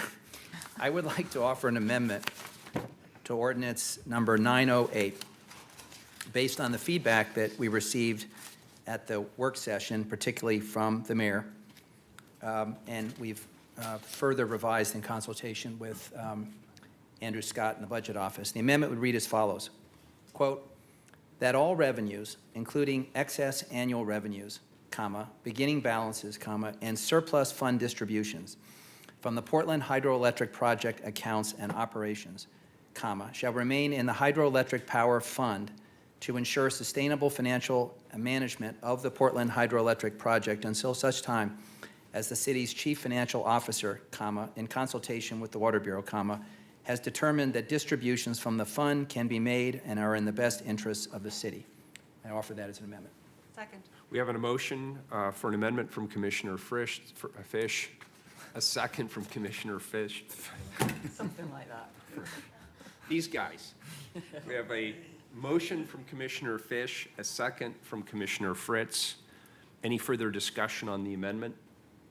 Only that this has been reviewed with the city's budget office, and prior to us taking this action, the net revenues were taken out of the 5-year forecast for budgeting purposes, so there is no, this, if adopted, this does not create any kind of shortfall for other investments the city would want to make with general fund resources, because it is no longer part of our 5-year forecast. Very good. And what I'll do is I'll leave the amendment open. We'll take public testimony, we'll hear feedback, and we'll vote on both the amendment and the main motion. Thank you, ladies and gentlemen.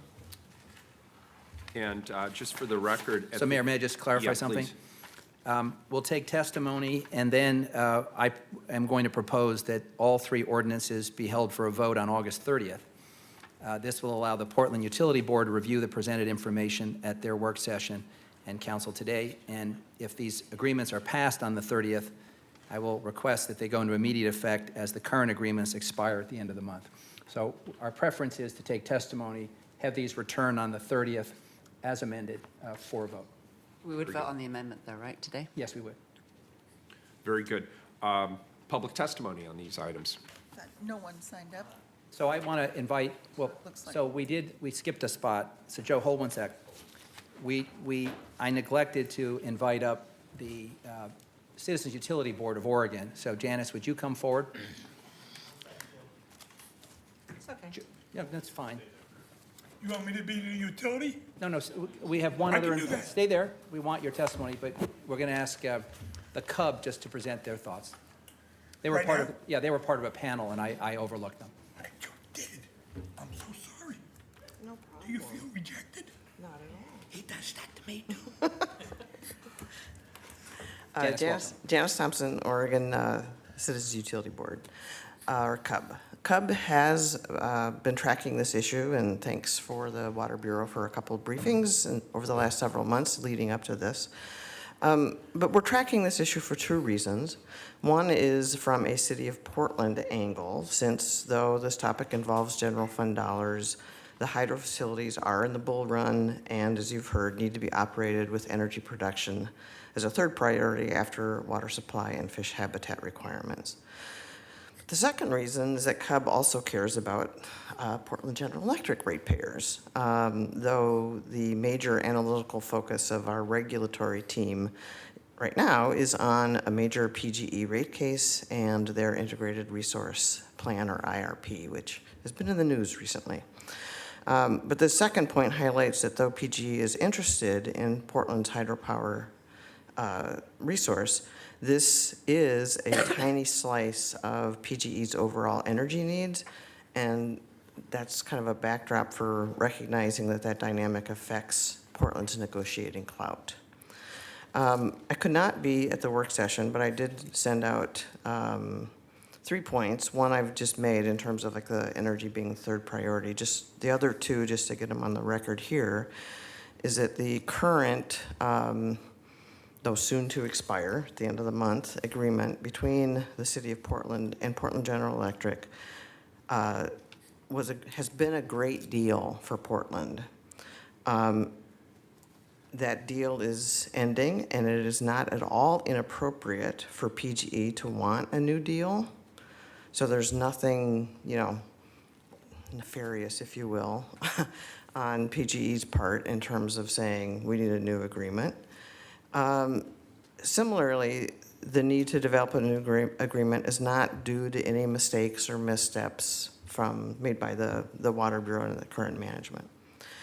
Another point is that it was most appropriate, and in an earlier briefing I was very gratified to learn that the Water Bureau had secured consulting services regarding energy law and energy marketing. This is a complicated topic, and obtaining expert resources was a very important step taken from the Water Bureau. Like I mentioned, I could not be at the work session. I did watch it later, and I thought it was very appropriate that a question was answered by the Water Bureau's, one of the Water Bureau's consultants, in terms of review that was done of market dynamics. I think it's important that the Water Bureau then listened to their consultant. An RFP isn't always needed to get a sense of market possibilities, and RFPs have their own, confidentiality dynamics as well. And so what the Water Bureau did do regarding kind of the market research seems both adequate and prudent. Regarding the confidentiality issue, has been mentioned, CUB deals all the time with private utilities before the Oregon Public Utility Commission, and very frequently in those proceedings, there is confidential proprietary information. So that dynamic in this situation was certainly not a surprise, to CUB. To conclude, we do not recommend surrendering the generation license, which in effect, I think you would start the process of doing if you do not adopt these resolutions, ordinances. As has been stated earlier, I think it's important to maintain the license so that there's control of the water resources. But the other angle is, as much as there's been very appropriate concern about risk analysis and risk management, if you surrender it, you're actually not going to make any money at all. So I think that needs to be part of the compare and contrast discussion. Obviously, the contract that is undertaken in lieu of surrendering it needs to be carefully evaluated. But I've been, the risk analysis and management steps seem to reflect a great deal of due diligence and effective work with consultants, and as well as pulling in the financial resources of the Office of Management and Finance. So, Thank you very much. Thank you. Mr. Walsh?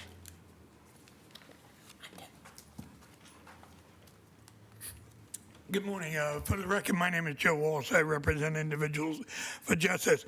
I'm going to take a risk of getting some egg on my face because it's the first time I heard your amendment, Commissioner Fish. So it's something that I don't normally do, but I was a little confused and a little concerned. We have a lot of concern about residual money being held. A lot of bureaus, a lot of departments have a tendency to say, well, we better reserve something in case, we have a rainy day or it hails or we get Trump in office or something disastrous like that. So we have an automatic knee-jerk reaction when we hear someone say, well, let's put this in the fund over here and have these non-official, non-elected people decide when we're going to move the money out. And with the water department, it's my understanding, it's really the ratepayers. Isn't this the water department? No, it has nothing, it's not a Water Bureau enterprise. The Water Bureau is simply tasked with managing it. There's no ratepayer investment or liability. That's why. Okay, the money that you want to hold in reserve, who does that belong to? It would otherwise go to the general fund. Okay, well, the ratepayers are kind of in the general fund. They are citizens. So, I know I'm stretching it, but it's still tax money. So we have a resistance to that. I know each bureau likes to have a little cushion, so when something comes up in an emergency, they can react. Joe, can I explain? I probably was not as clear as I should have been. The purpose of the amendment is to take the net positive revenue, put it into a reserve fund until we're absolutely sure there is no risk to the general fund. And then the CFO, once he or she makes that determination, it can then flow back to the general fund. But it will effectively eliminate any risk to the general fund over the life of this contract. And we think that's prudent where you have such a close call. I wish I could play that back to you about 4 times, because I think you would pick up what I'm picking up. Somebody's making a decision to hold the money. Somebody is making a decision to release the money, and the citizens have nothing to say about it. That's my objection. So it's the elected officials. You're going to make a decision today, and I don't kid myself. You're going to vote it in anyway. We're not voting on it today. Yeah, I know. In August 30th. Is that what you said? August 30th? August 30th. August, somewhere around there. Well, you're going to do it anyway. Joe, But the citizens are not going to be able to say anything Yes, they will. after today. Yes, they will, and I'll tell you why. No distribution from this fund can go to the general fund without it coming to council either in the normal budget or in one of the bumps. And then it gets called out as a transfer. And so that you and anyone else will have the absolute freedom to comment on that event. And I would just submit that, look at the turnout today, and you can just imagine the turnout down the line someplace. I'm just pointing out, be careful with your reserve funds, that they don't get too fat. That's what we're asking. We want you to do, what's that phrase? Due diligence. Isn't that a cool phrase? I think that's from Brooklyn. I think it's from Brooklyn. Due diligence. Sounds like a Brooklyn phrase. Very Dutch. That's what we're asking you to do. And, when you do the amendment and you just do it, I don't know. Sometimes citizens look at that and say, hey, man, we don't have any input. And that's why you get such low marks. Thank you. And just, by the way, one of the reasons I wanted this amendment and one of the reasons I strongly support the amendment, in fact, I'll just say I wouldn't support any of this without that amendment. That fund also becomes a marker in and of itself over the years in terms of how this deal is working out for the people who live in this city. Good afternoon. Good morning. Sorry, getting ahead of myself. Good morning. My name is Lightning. I represent Lightning Super Watchdog X. Free electricity for everybody, Nikola Tesla. What a mind. Hydropower, carbon-free, no debt at this time on this. is phenomenal. Where I have a problem is that the purchase and sale agreement is drawn up to the advantage of Portland General Electric.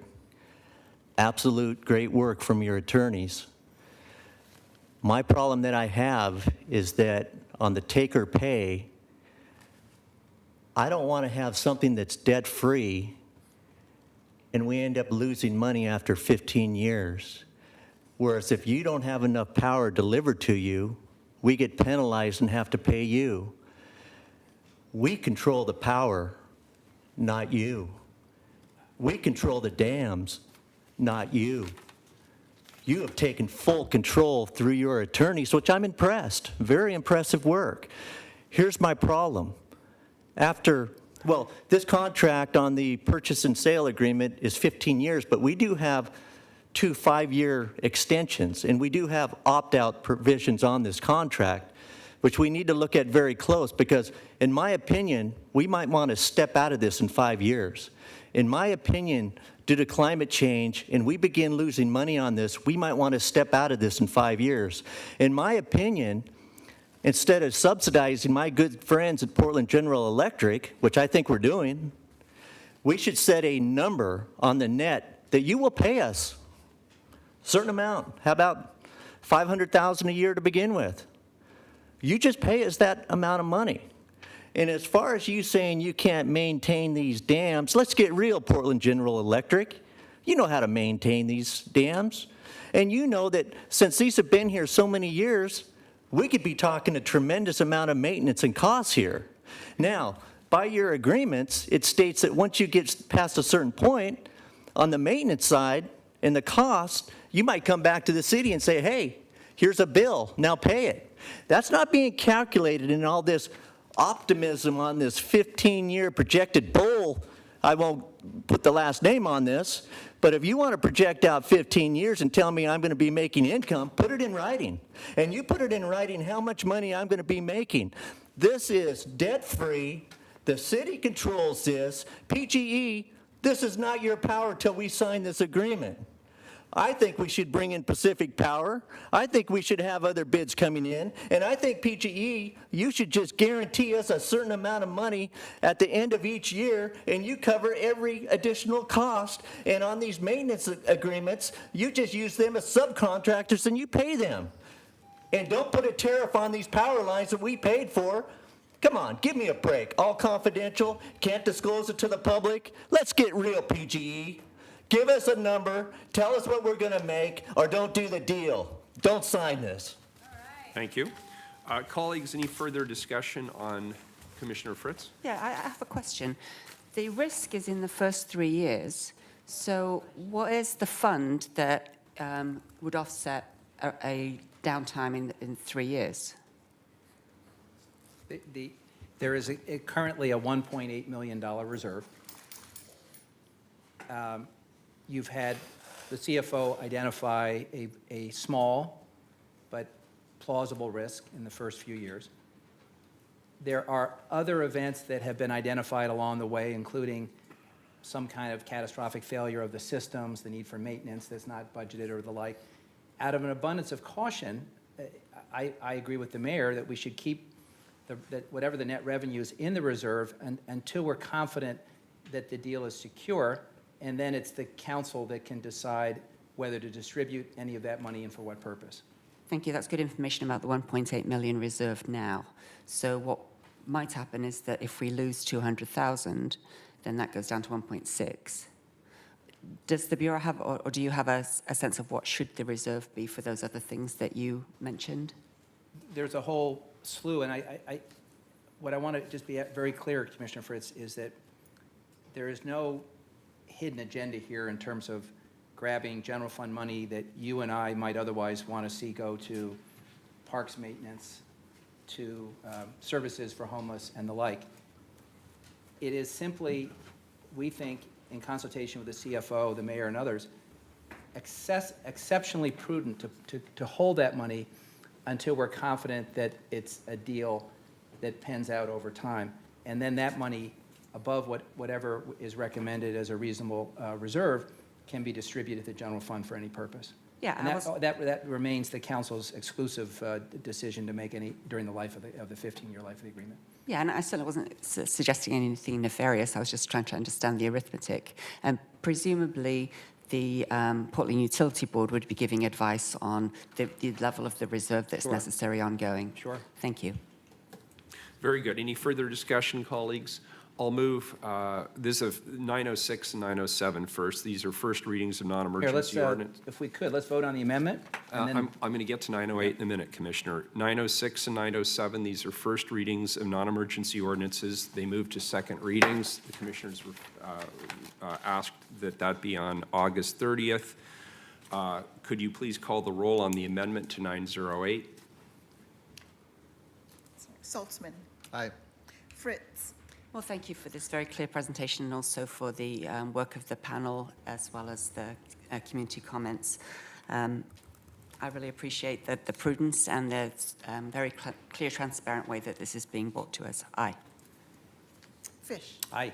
Wheeler, I think this is a great amendment, and I appreciate it, Commissioner Fish, and I appreciate you working with the finance team and the Bureau staff on the amendment in particular. And I think overall the package is a very solid one. There's nothing we do here that doesn't come with commensurate risk, but I think it's been clearly identified, and I'm certainly satisfied that we've got a good solution here. Could I move to put the emergency clause on now so that then we can vote on it next week? No, my request was that all three ordinances be held over for a vote on August 30th. Yes, and we need to put the emergency, so you want to do the emergency clauses then? Yes. Okay. So aye, the amendment is adopted. This is a first reading of a non-emergency ordinance. It moves to second reading as amended. Very good. Just to be clear, Carla, all three will come back on August 30th. correct. Thank you. Colleagues, we have had the fire chief and ranking members of the Fire Bureau here for quite a while. They are at the end of the agenda. If there's no objection, I'd like to move them next, item 920. Thank you. Come on up. 920, authorize, 920, the fire, Yes, correct. Sorry. authorize intergovernmental agreement with Portland State University to conduct a cultural assessment and develop an equity plan for Portland Fire and Rescue at a not-to-exceed amount of $120,000. Commissioner Saltzman? I'll turn it over to Chief Myers. Well, thank you, Mayor and Commissioners, for giving me the opportunity to speak today. For the record, my name is Mike Myers, Fire Chief for the City of Portland. To my far right is Irene Concepcion Sestrick. She is the recruiter for Portland Fire and Rescue. And to my right here, next to me, is Karen Brooks, who was originally a program specialist. And in the last 45 days, we were able to move her classification to program coordinator. That's important to this discussion because we will be using Karen with this expanded job description to help us with some equity planning. So I want to thank Karen and Irene for spending time through your day to be here this morning. This will be a very brief statement for me. As you know, I started with the organization about a year ago. During the past year, we've spent an extensive amount of time and effort in developing a very comprehensive strategic plan to take us from where we're at today to what I believe will be world-class in 3 years as a fire organization. During that process, by about March, so I started here in July of 2016. By about March 2017, we're in discussions with Portland State University to assist us with developing a cultural assessment. I was not asked or directed to do this assessment. This was simply something that we discovered during the strategic planning session, that our past cultural assessments that I can find historically were done in 2002, and then the last one in 2008. And that is obviously nearly a decade ago. Being new to the organization, I felt it necessary to fully understand the cultural assessment of the organization, and then to take what I find and move it forward. So the object in front of you is a little bit different than the 2008 request, and I'll clarify that with you now. So in 2008, a cultural assessment was done. This was largely, by my review, a well-reported on survey of the employees about the cultural assessment, how welcome they feel in the organization, trust within the organization, those types of things. But that was it. It was simply a survey of the organizational employee workplace.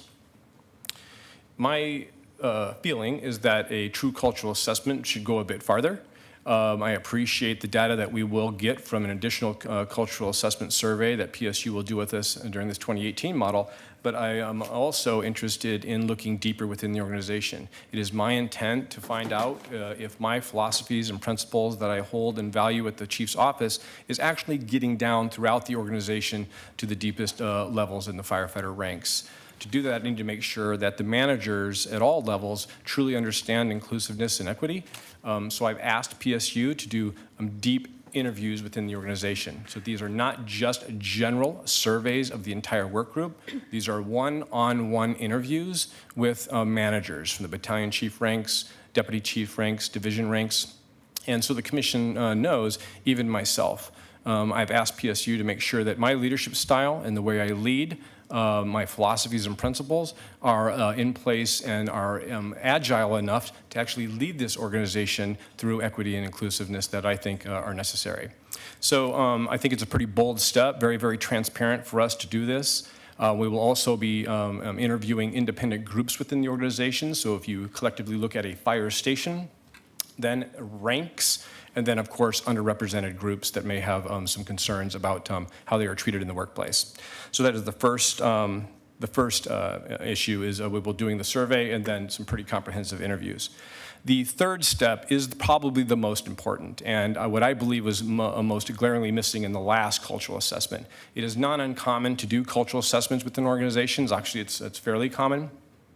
What must happen, I believe, is once you get the content back from a cultural assessment, it's nice to have the report and certainly interesting to understand the situation that you're in, but it's absolutely imperative that you take that information, mold it into deliverables and measurables, and move that into some form of plan. So if there are issues, we are building solutions and ways to get those things changed and rectified. So we will be asking PSU to assist us in developing our 5-year equity plan. They will help us with that framework along with the coordination efforts of Karen, and then we will move forward from there. So I'm hoping for your support as this would move to a second hearing, but that is my briefing this morning.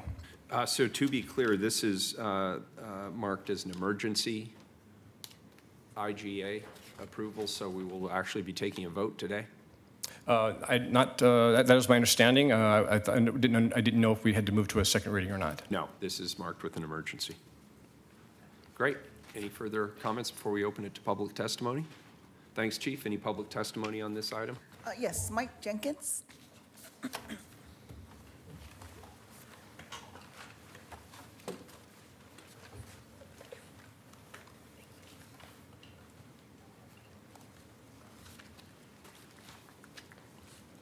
Record, my name is Mike Jenkins, AK Pork Chop.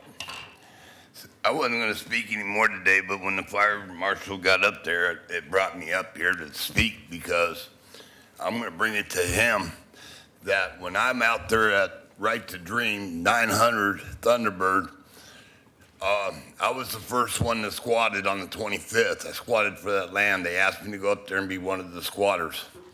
So I went up there. I raised 60 cases of water in front of Hawthorne, Fred Myers, to take out there because there was no water on the facility when I showed up on the 24th. No electric, no water. So I went and spent that week there. Then I come back on Memorial Day on the 25th. The guy comes up from the mayor's office to see who's squatting. He asked me all the right questions. I answered them all. I said, me and the dogs are there. We're here with a detox bus. Everything went well for 7 days until I found them using drugs and all this, and then they tear me up. You guys come out, your office comes out, the fire chief comes out, the police department comes out, and they're talking to me like man to man. Next thing I know is my bus is being torn. I got a guy coming in my bus, inside my bus, where my dog grabbed him by the throat. My other dog had him there, and I had to put a knife through his head to save my life. And I'm in a wheelchair. Now, I had to start a fire at 3 o'clock in the middle of the night to get police there to get me help. And when I got the fire department coming up and telling me that I'm a piece of shit, we got problems. When I'm crying to the fire department saying I need help, I'm tired of the fire department looking at handicapped people around this town. We have service dogs. Our service dogs are going to be allowed to ride in the ambulance when we have problems and not go to the pound. My dog has been in the pound 16 times this month because of my health condition. I think that we need to look at service dogs and everything else. Even coming in here, you guys asked me today for all my service dogs permits. My service dogs permits are in my bus that I don't have anymore because of everything else. I'm tired of being looked down as a homeless guy. I have rights too, and that's where I'll stop it. Thank you, sir. We appreciate your testimony. Any further comments? Please call the roll. Saltzman? Well, I want to thank Chief Myers and his team for initiating this study with Portland State University, and I look forward to reviewing the results with the chief and my colleagues on the city council. Aye. Fritz? Well, thank you for this report, and thank you, Pork Chop, for your testimony as well. There is a lot of concern in the community about help to people with disabilities from both the police and the fire bureau. So I'm glad you were doing this assessment. I would ask that you would have them interview former Chief Erin Janssens for her perspective on her experience there. Thank you. Aye. Fish? Aye. Wheeler? Aye, the intergovernmental agreement's approved. Thanks, Chief. We appreciate it. Folks, we have 2 appointments to the Human Rights Commission, and we are going to lose them soon, so I'd like to ask that we move 916 next, please. Appoint Sonia Marie Lakeman and Christine Wallace Caldwell to the Human Rights Commission for terms to expire August 15, 2020. The Human Rights Commission works to eliminate discrimination and bigotry, to strengthen intergroup relationships, and to foster greater understanding, inclusion, and justice for those who live, work, study, worship, travel, and play in the city of Portland. In doing so, the Commission is guided by the principles embodied in the United Nations Universal Declaration of Human Rights. During this time in our city and in our country, we need the Portland Human Rights Commission and the role it fills more than ever. The core mission of HRC and the work of the dedicated commissioners, both who are seated now, have been seated previously, and like yourselves who will serve in the future, are pivotal in gathering and furthering the cohesive message we need to send as the city government and to our fellow community members. We need to commit as a city to employing a human rights lens to what we do across bureaus, and we're fortunate to have individuals like yourselves who are willing to serve as volunteers and to ensure the mission and keep us accountable. Today, we have Tatiana Elahalde from the Office of Equity and Human Rights, sometimes called OEHR in our acronym Latin world, here to introduce our newest appointees for the Human Rights Commission. Good morning. Good morning. It's a pleasure to be here with you all today, Mayor and Council. Yes, the Portland Human Rights Commission, now with these 2 new appointees, is at 11 members. And as you stated, absolutely a time where we need the Human Rights Commission now, perhaps feeling like more than ever, both here for our municipality and worldwide for all human rights commissions based in municipalities. So we have with us today Chris Caldwell and Sonia Marie Leakham, and I have the pleasure of being able to work with them and the rest of the incredibly dedicated seated commissioners that we have on the HRC. Colleagues, any questions? I'll just ask the basic, and I'll let you answer. Could you just tell us a little bit about yourself and why in particular you wanted to serve on this important commission? Sure, I'll start. Thank you very much. I'm Chris Wallace Caldwell. I think of working towards the rights of all humans to live without fear, to live with agency and dignity has just been a key component of my life. More recently, the inclusion of equity and diversity work within the organizational development work I do has become critical. I do a lot of strategic planning and increasingly looking at, we can't plan for a better organization or a better society without really examining at the heart our approach to inclusion, equity, and human rights and dignity. So I'm very pleased to be able to bring that back to the city of Portland, where I am drawn and lived and committed to seeing this be a better place. Thank you. We appreciate it. Good morning. Good morning. So my name is Sonia Marie Lycum, and I have spent the better part of the last 8 years of my professional career working on anti-genocide and mass atrocity prevention on a global scale, both in a professional capacity as the former executive director of the Oregon Holocaust Resource Center, and also through a number of volunteer opportunities that I've participated in. And for me at this point in time, I'm especially drawn to being able to have impact in my own backyard. I've been able to kind of look out on the global stage and done a lot of introspection, a lot of reflection on where I want to put my energies now that I'm a mom, and here in my own backyard is where I want to be. So. Thank you. We appreciate it. Colleagues, any questions? Commissioner Fritz? Thank you. Thank you for your willingness to serve. What do you see as the relationship between the Human Rights Commission and the City Council? What would you like from us as you join this commission? You know, I'm very interested in how we can bring value and be a place. I know I'm just one of other commissioners at this time who bring different perspectives, voices, and it's not just the commission, itself. It's the commission reaching out and engaging regularly with the community and really serving as a liaison, so that I really see the Human Rights Commission as being part of that bridge and to help work within the realities of city governance so that the concerns of the community can find a place and find real actionable measures that we can take together. Yeah, I would say I see my role as really helping give voice to all of the community members who come to the table. I know that the commission, the Human Rights Commission, is looking at increasing dialogue and having more conversations with our community members in order to be able to bring their concerns to you. I think my personal hope is that we would see all of you showing up more regularly and asking for our help.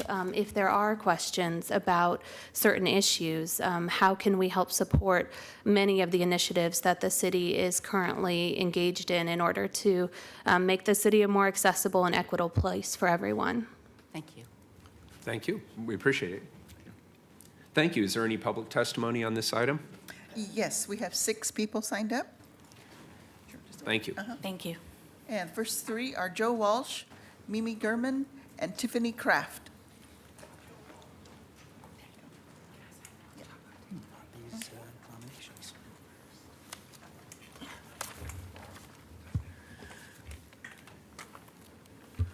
Good morning. For the record, my name is Joe Walsh, and I represent Individuals for Justice. Nothing I say should be taken as a negative of these wonderful citizens that have volunteered or asked to serve on this commission.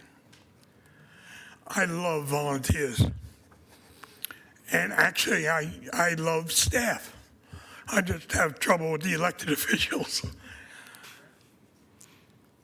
The resume of these 2 people are outstanding. You read the resume and you say, wow, we're really lucky to have these people, and we are, without a doubt. But it begs the question, if the commissions and if the committees have such wonderful people on them, why are we in such a mess? I don't have an answer for that. I've been doing this for a long time, and I don't have an answer for that. I don't have an answer for very bright people doing stupid things. There's no word. Some people, they say arrogant, some say delusion. They don't fit. What is it that very intelligent, bright, good people do stupid things? I don't have a word for it. I've asked a lot of friends, they don't have a word for it. You need to open up the process, I think. I'm going to suggest that. And what you did here today is really good. You should brag about them. I would brag about them. I'd take them home and serve them dinner. So you started the process. All I'm asking you is maybe the Human Rights Commission ought to figure out how in God's name we have a captain on the police department who's a Nazi. How is that possible? Given all the liberals that are sitting up there, sitting here are the activists, sitting out there are these wonderful people. How is that possible?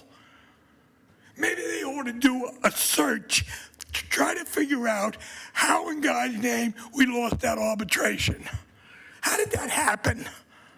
I used to be a chief steward. I think some of you know that. I used to do arbitrations in the federal sector. You think it's hard here? In the federal sector, it's very hard. You should have won that case. Someone ought to do a study and say, why did you lose it? And if the city attorney cannot handle the job, go out and get the ACLU, get the lawyers, recommend some lawyers, and win these cases. Because he's a disgrace. You have to say that. He is a disgrace. You hear me, Kroger, captain of the police department? You need to say it, Fish, you're up for re-election. You need to say it, Salzman, you're up for re-election. And we will force you to say it or you deny it. One of the two. Thank you. Good afternoon, or good morning, sorry. My name is Mimi Gurman, and I was here, I don't know, a while back when other people were being appointed to the Human Rights Commission in City Council. And what I know is we have a Nazi cop on the police force. We will not forget is not just a slogan. It's a reality so that we don't repeat the past. We're repeating the past right now. We have Nazis coming in here. They're going to be back September 10th. And Mayor, I really hope that you come out on September 10th to support us, not the cops supporting the Nazis. We were the ones targeted. It was wrong. It was dangerous. What I have to say about the Human Rights Commission is I don't know what they do for this city. We hear things about human rights across the world. Let's work for people across the world. And yeah, that's great. Our city is jeopardized by Nazi cops who go after protesters, who kill black lives on our streets. How many times already this year? Too many to count. One's too many. It's been at least 3. I don't know why none of you are doing anything about this Nazi cop. I don't understand why Kruger's still in the force. I don't understand why nobody's hounding the union to redo arbitration if that's what's necessary. I don't know how all of this goes down. What I know is there's a Nazi cop on the police force. And Mayor Wheeler, transparency, cops, creating trust in the community. There are so many things that have not occurred since you've been mayor. This is one of them. Well, let me be very clear. What you're talking about is a settlement that the city entered into in 2014, 3 years before I got here. And I don't like the settlement, but the settlement is the settlement. And so, there are union rules in place. There is an arbitration process that is in place that I have to honor because those are the rules by which we work with our labor unions. And this issue, I would encourage people to Google it. It was well covered I'm not saying it was the right conclusion, but it's not like I can simply say, you're fired. I don't have that I luxury in understand this that. kind of we have labor unions and we have rules, and I'm required, and frankly, I should uphold those rules that we have in place with our labor unions. But I would encourage people to do a fuller, I'll use Joe's words, he's not here, due diligence on this subject. It was well I have covered done 3 years due ago. diligence on this subject. What we're left with is a Nazi cop working in Portland. Regardless of how this went about, he's still a Nazi cop in Portland. He's still damaging to communities here, knowing there's a Nazi cop in Portland, knowing that Joey Gibson's coming back on September 10th, knowing that we protesters and Antifa are going to be targeted again by the cops. This has to stop. Something has to give here. More than statements need to be made to stop this Nazi city from becoming a Nazi state. And I don't know what the Human Rights Commission is doing to help any of this. Let them get on board. Where were they last night at Overlook for the neighborhood association, when the neighborhood association there was telling the houseless that they aren't part of the neighborhood when they are clearly part of the neighborhood? I have no idea how we won last night, but the good side won last night. I was there, and I don't even know how we pulled that off. But the fact is, it was like a white supremacist gathering in Overlook. Where was the Human Rights Commission then? All I'm saying is that the Human Rights Commission in Portland needs to act for Portland, and there's a lot of causes that need to get help. Thank you. Good morning. Good morning. Tiffany Kraft. So I understand the issue, and I'm still, though, we need to press it and be vocal about it. Why do people need to protest a Nazi cop in city council? I mean, you ran on police accountability, and we need to do better than Trump. The language of partnering with outlaw, that's problematic to me. In your statement, quote, released on the 7th, August 7th, I need a partner, I need a leader. But where's the oversight then? You don't need to be partners. You need to have accountability with outlaw as she comes in. And I'm speaking from personal experience too. My dad's a cop, retired now. I inherited a keen understanding of the double standard that's lived. And I doubt any cop would deny that. Well, they might, but whatever. It's there. So the partnership language is very problematic to me, and I'd like you to revisit that. It's already in statement in bold, but please think about that. You know, it just raises the question, are cops above the law? This is sickening. It's sickening. And so even though if there's nothing you can do about it, we still need to keep talking about it. There's so many people I know, and I'm one of them, that wouldn't call the cops if I had a personal emergency. If I was being raped or my house was being burglarized, I mean, that might be the only time if I could get to a phone, but all other cases, heck no. That would put my life and those that are having an emergency around me in danger. Heck no. I'm shaking even thinking about it. How is that possible? You know, we're all sick with what's happening right now in our nation. I mean, Trump is a white supremacist. He all but said it. He's defending the alt-right, Richard Spencer. Our universities, you might know I'm a former adjunct professor at Portland State University, and I defend student and faculty rights. Right now, Florida had to release a statement. Texas A&M, they're having to release statements to protect students from the alt-right white supremacists coming to their campuses. One of the professors from UVA in Charlottesville, I'm sorry, he's a librarian. He is in the hospital this morning with a stroke, right after Charlottesville. He's, days later. People are so wrecked by what's happening. So we have to take a strong stand in Portland, Mayor. I'm begging you. And please really watch the language of those statements. We need oversight. You don't need to be outlaw's partner, please. Thank you. Thank you. The next three are Mike O'Callahan, Dan Kaufman, and Standard Schaefer. And folks, again, just as a reminder, this is about appointments to the Human Rights Commission, so please keep your testimony germane to the appointments to the Human Rights Commission. Thank you.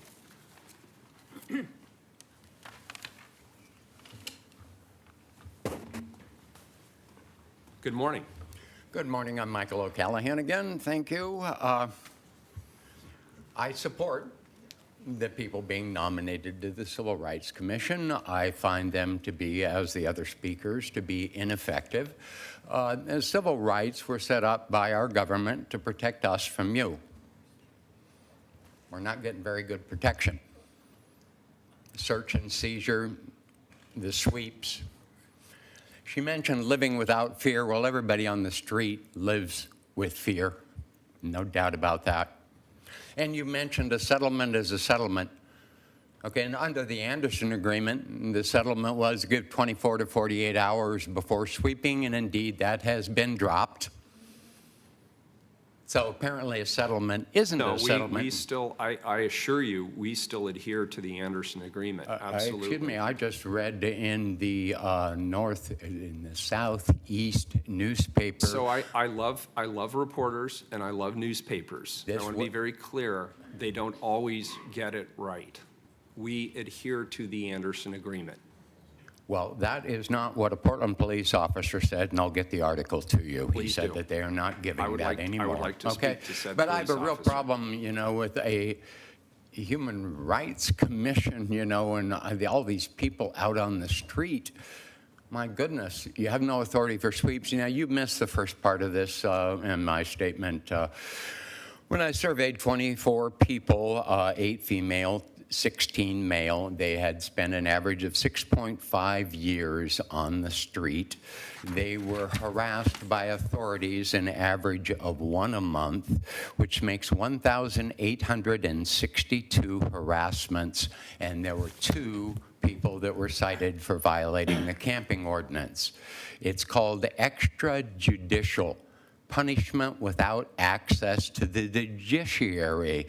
Okay? Human Rights Commission, will you please deal with all this extrajudiciary process that our government is doing to us to make people crazy?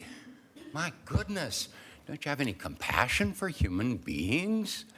15,000 people on the street and you're just sweeping them all the time. Where are they expected to go? Thank you. Thank you. Good morning. Good morning. Thank you for taking my testimony. My name is Dan Kaufman. I am a business owner and property owner here in Portland, Oregon. And I am delighted to support the new folks on our Human Rights Commission volunteers. So really appreciate their work and what they can do for us. I really also, Sonia Leichman, I believe, who is one of her key things is anti-genocide. Of course, that's something that we're very concerned about. Just a little historical reminder here, and I know you all are very aware of this and concerned about what's going on in our land today, but in the pogrom and the Holocaust around the time of World War II, the Eisenstadt-Gruppen from the Nazis, they went into towns, they worked with the police forces, they worked with right-wing militias, and those were the initial groups that started the genocide against Jews, people's neighbors pulling them out of houses, the police force. They supplied things like ammunition so that these Jews could be shot. So that is very concerning to me and something that we need to keep in mind as we fast forward to what's happened in our city with the slashings and murders and by right-wing extremists, and what's happening in Charlottesville. And I know you're all very concerned about it. One thing that I find very interesting about what's happening in Charlottesville is that people who are out there with their masks off, so to speak, are being fired now because of it. People don't want to be associated with that. And yet, I find it very disturbing to think that we can't fire a captain on our police force who is a known Nazi. It's mind-boggling to me. Now, I understand what you're talking about, the arbitration or whatever, but these are concerns. The FBI, Federal Bureau of Investigation, knows that there are white supremacists who are infiltrating police departments. So this is where I would say Human Rights Commission can look into what's going on with the infiltration of our police department by white supremacists. When we have militia members, loose militia members, who come and join our police force to help arrest citizens who are fighting against Nazism and fascism on our street, what we should all be supporting, but we have these loose militia folks, the kind of people that shot Jews, pulled them out of their house and shot Jews in the pogrom prior to World War II. I'm concerned about spending millions of dollars on ammunition to go to our police force. And I oppose it. Thank you. Good morning. Good morning. My name's Standard Schaefer. I welcome this commission. They seem magnificently qualified. I don't welcome the process, which I felt like was a little bit secretive, and I think the reason why that's a problem is that there were questions I would have liked to have asked some of the candidates, which would have to do with how they might be able to inform us about any human rights violations that might be going on as a result of the city's undermining of the DOJ settlement around policing. And I also would like to know whether or not this commission would be willing to address whether or not the city has a right to investigate the tattoos on the police officers. Dan was referring to the 2006 FBI report showing infiltration of local police forces by white supremacists. That was 2 years after Kruger got caught. That report wasn't available at the time, but I don't know why that report's existence wouldn't allow you to reopen the settlement, because this is organized infiltration. It's documented very clearly. I can provide it for you if you'd like. And the other question I would have to have is, the question is why is the known Nazi Kruger up for promotion? I understand that as a result of that settlement, his record was erased officially, but we haven't forgotten, and he shouldn't be trained and given a leadership role, right? I mean, we know a little bit about the way the ordinary police operated under Nazi Germany. The ordinary police were much more brutal than the Stasi. They killed the bulk of the people in Poland. I mean, these are really serious concerns to some of us in this community who have watched as cops have denied to our faces the racial inequity statistics in the county and things like that. So I think it's a serious question whether or not we can look at these officers with these questionable tattoos, and we have seen Viking tattoos, and we do have reports of people seeing cops find houseless people with Nazi tattoos and ignoring that there are warrants out for their arrest. These are the kinds of questions that I'd like to know if this commission can help us with. Thank you. But very good. let's get rid of the Nazi cops. Thank you for your testimony. Colleagues, I'll entertain a motion. I have two more who The signed up list, before. the list is closed. Oh. Okay. Oh, who are the two? Are they two new people? They signed up before the testimony Okay, started. very good. Please, go ahead. Okay, Pork Chop and Chris Ramsey. And then the list is closed.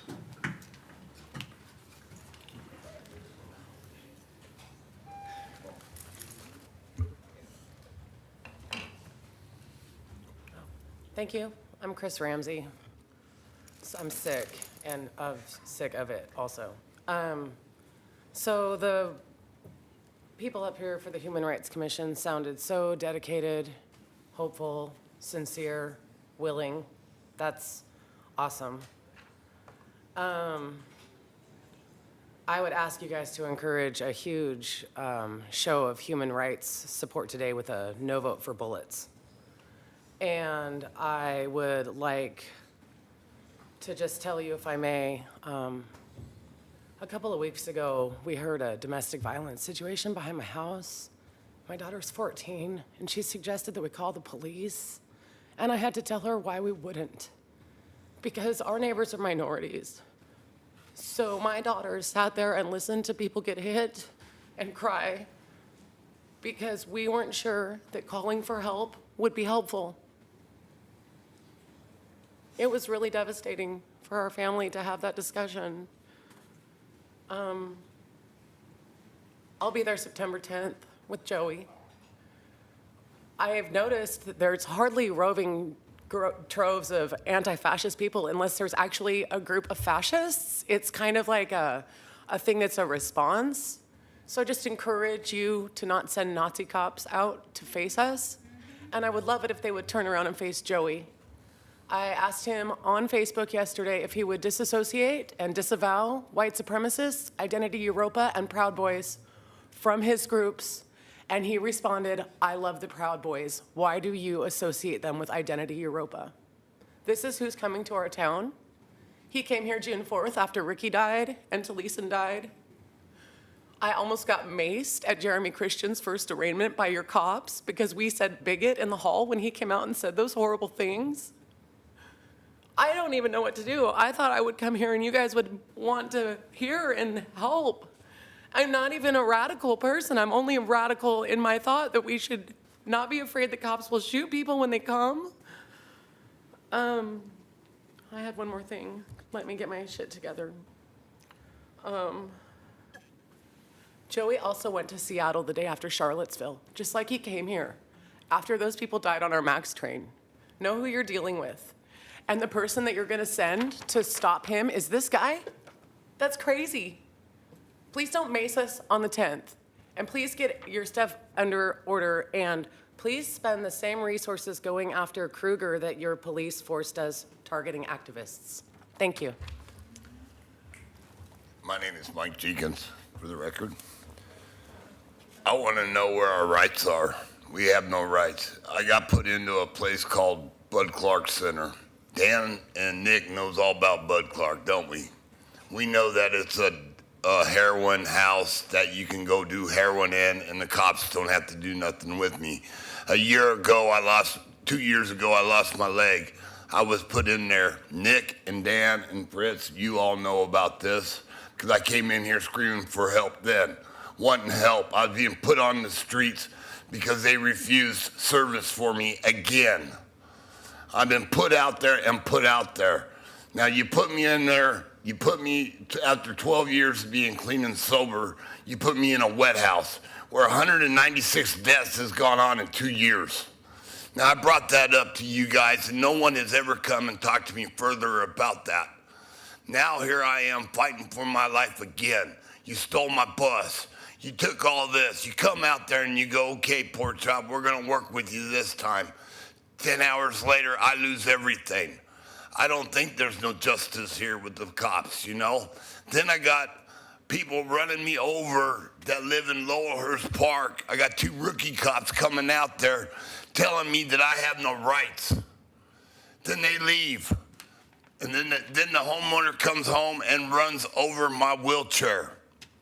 Then takes the wheelchair and drags it into his driveway backwards. Then he takes the wheelchair and comes out and slams it on me. The woman pulls up, the wife pulls up, grabs the 2 wheels and hurts my other service dog. And this is and then the rookies come back out with a sergeant and there's still nothing going on and they say it's an accident. Well, you're looking at a chair right now that I had to go on. I had a MAX accident because I had to steal a chair from Fred Meyer's to get around. You guys the police has no income for us handicaps. You just want to push us to the side and put us in. And I'm not doing it. Ted, I was at your house when you got mayor. I camped there. You weren't home. And you know what? I'll come again. If I get kicked out of my house Friday, count on me coming to your house. And to count on me bringing people.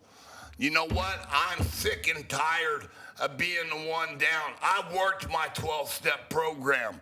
I got a clean and sober program. I got RSO with Kratom that I detoxed 27 rat kids that went to Rainbow. They're still clean today, 60 days, 70 days, whatever it was when we had the problem over there at 900 West Thunderbird. Okay? There's solutions. We need to listen to the people out here in the field, not the fucking government. All right, thank you. Thank you, appreciate it. I'll entertain a motion, colleagues. Second. We have a motion from Commissioner Fish, a second from Commissioner Fritz. Please call the roll. Saltzman, Well, thank you, Ms. Lycum and Ms. Caldwell, for your willingness to serve, and we appreciate it very much. Aye. Fritz, And thank you for your patience being here today, and Tatiana for being here also. Obviously, as the testimony has shown, there's a lot of concerned people in Portland and across the country, and so it's a particularly crucial time for you to be stepping up to do this. It's clearly impossible for the 5 of us or for the 11 people on the Human Rights Commission to solve every problem today. What we're going to try to do is do the best we can and engage our community to see how we can do better. So thank you very much. Aye. Fish, Well, it's clear we have 2 superbly qualified people who have put their names forward, and thank you. And I also appreciated the exchange you had with the mayor about the relationship between the commission and this council. And I hope we can continue to have that dialogue, because I think it is all of us share the goal of raising the profile of the commission and making their work more connected to what we do at council. So thank you for your service. Aye. Wheeler, Thank you. I want to add my plaudits. We have 2 really excellent people stepping forward to volunteer to be part of this important commission, and I agree with the testimony that said their credentials here are stellar and their experiences are stellar, and I think we can all benefit from that. We, as you know, on a related subject to some of the testimony, we are bringing back a proposal around community engagement with regard to the settlement agreement with the U.S. Department of Justice. We're planning on vetting that through HRC, so those of you who are joining that committee will have that opportunity to work through it with us, so we're pleased with that. Aye, the report is accepted and the appointments are approved by the City Council. I'm going to go to 2 second readings. I don't see any reason to belabor either of these. Could you please call 918? 918, grant a franchise to LCP Oregon Holdings LLC to construct, operate, and maintain pipeline facilities under city streets for a period of 20 years. This is a second reading. Please call the roll. Saltzman, Aye. Fritz, Aye. Fish, Aye. Wheeler, Aye, the grant agreement is approved. Please call 917. amend an agreement with San Diego Police Equipment Company in the amount of $2 million to provide training ammunition for the Police Bureau. Colleagues, I know that, and we don't have to say anything, this is a second reading, but I want to say something, because I know there's a number of people here who want to, they were heard previously when we took took public testimony. I understand there's a lot of concern with regard to issues related to policing at this time, and I want you to know that I do share those concerns. And as the mayor and as the Portland Police Commissioner, I do my best to make sure that our current officers and new hires undergo extensive training in all regards to protect the community that they serve. The ordinances that we are talking about today are funding for training ammunition. And people may be asking, why do we need funds for bullets at a time when we need so many other things in this community? The reality is this: we are bringing more people onto our police bureau. The recruiting is up. As you know, one of my objectives is to make sure that we recruit more people from the community, particularly women and people of color, and they are required to go through live ammunition training as part of their state certification. So we need to support those efforts around training. That's why we are bringing this ordinance.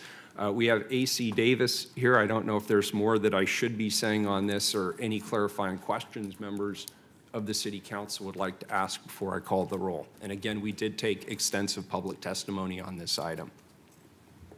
No questions. Let's take the roll. Take the roll. Please call the roll.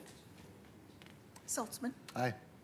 Fritz, Well, I also want to thank former Assistant Chief Bob Day, who got me the answers to the questions and explained about this item. Thank you. Aye. Fish, Aye. Wheeler, Aye, the contract is approved. Shame on all of Next item, please, is 915. Mimi, as you know, this is a violation of council rules. You can say it all you want, but there's nothing that you can do about a Nazi cop. That's a lie, too. You're all a bunch of liars and you kill people. That's what happens here in this city. These Nazis come in, you let them come in. That's exactly what happens. I'm not going to... You are in violation of council rules, and you will be asked to leave.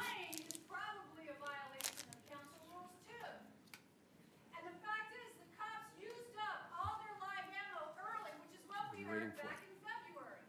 They ran out of bullets. And now you're giving them more bullets and they're going to run out of more bullets. Early. Are we muted? Under the excuse that you're hiring We're muted, right? recruits who need live bullets. Why can't you train with no The live mic's on. bullets? Okay.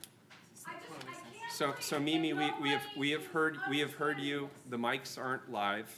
We've heard you. I don't need the mic to be live. I'm alive. And there's a lot of black people who aren't alive because of the cops that you're giving live bullets. All right, we're gonna take a 5-minute recess.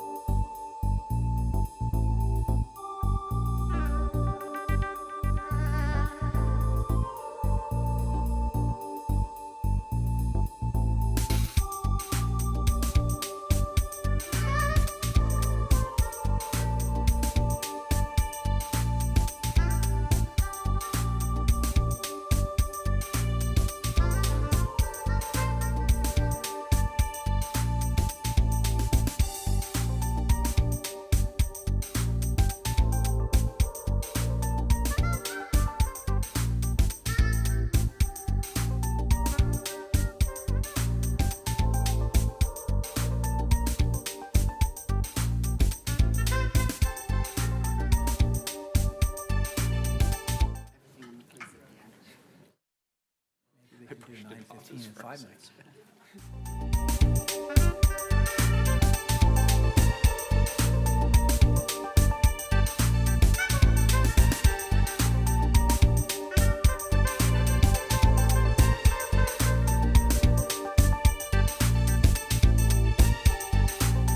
Back in session. Carla, please read number 915. Adopt new Portland City Code to define pedestrian plazas and establish prohibited conduct, amend associated codes for sidewalk cafes, sidewalk vendors, and sidewalk use. Sorry, 1 minute. I cannot find my talking points. They are here. Don't anybody leave without me. Here we are. Colleagues, the Bureau of Transportation is bringing forward rules governing Ankeny Alley and the plaza. PBOT is better defining plaza rules based on discussions with residents, businesses, the city attorney, the police bureau, and the district attorney.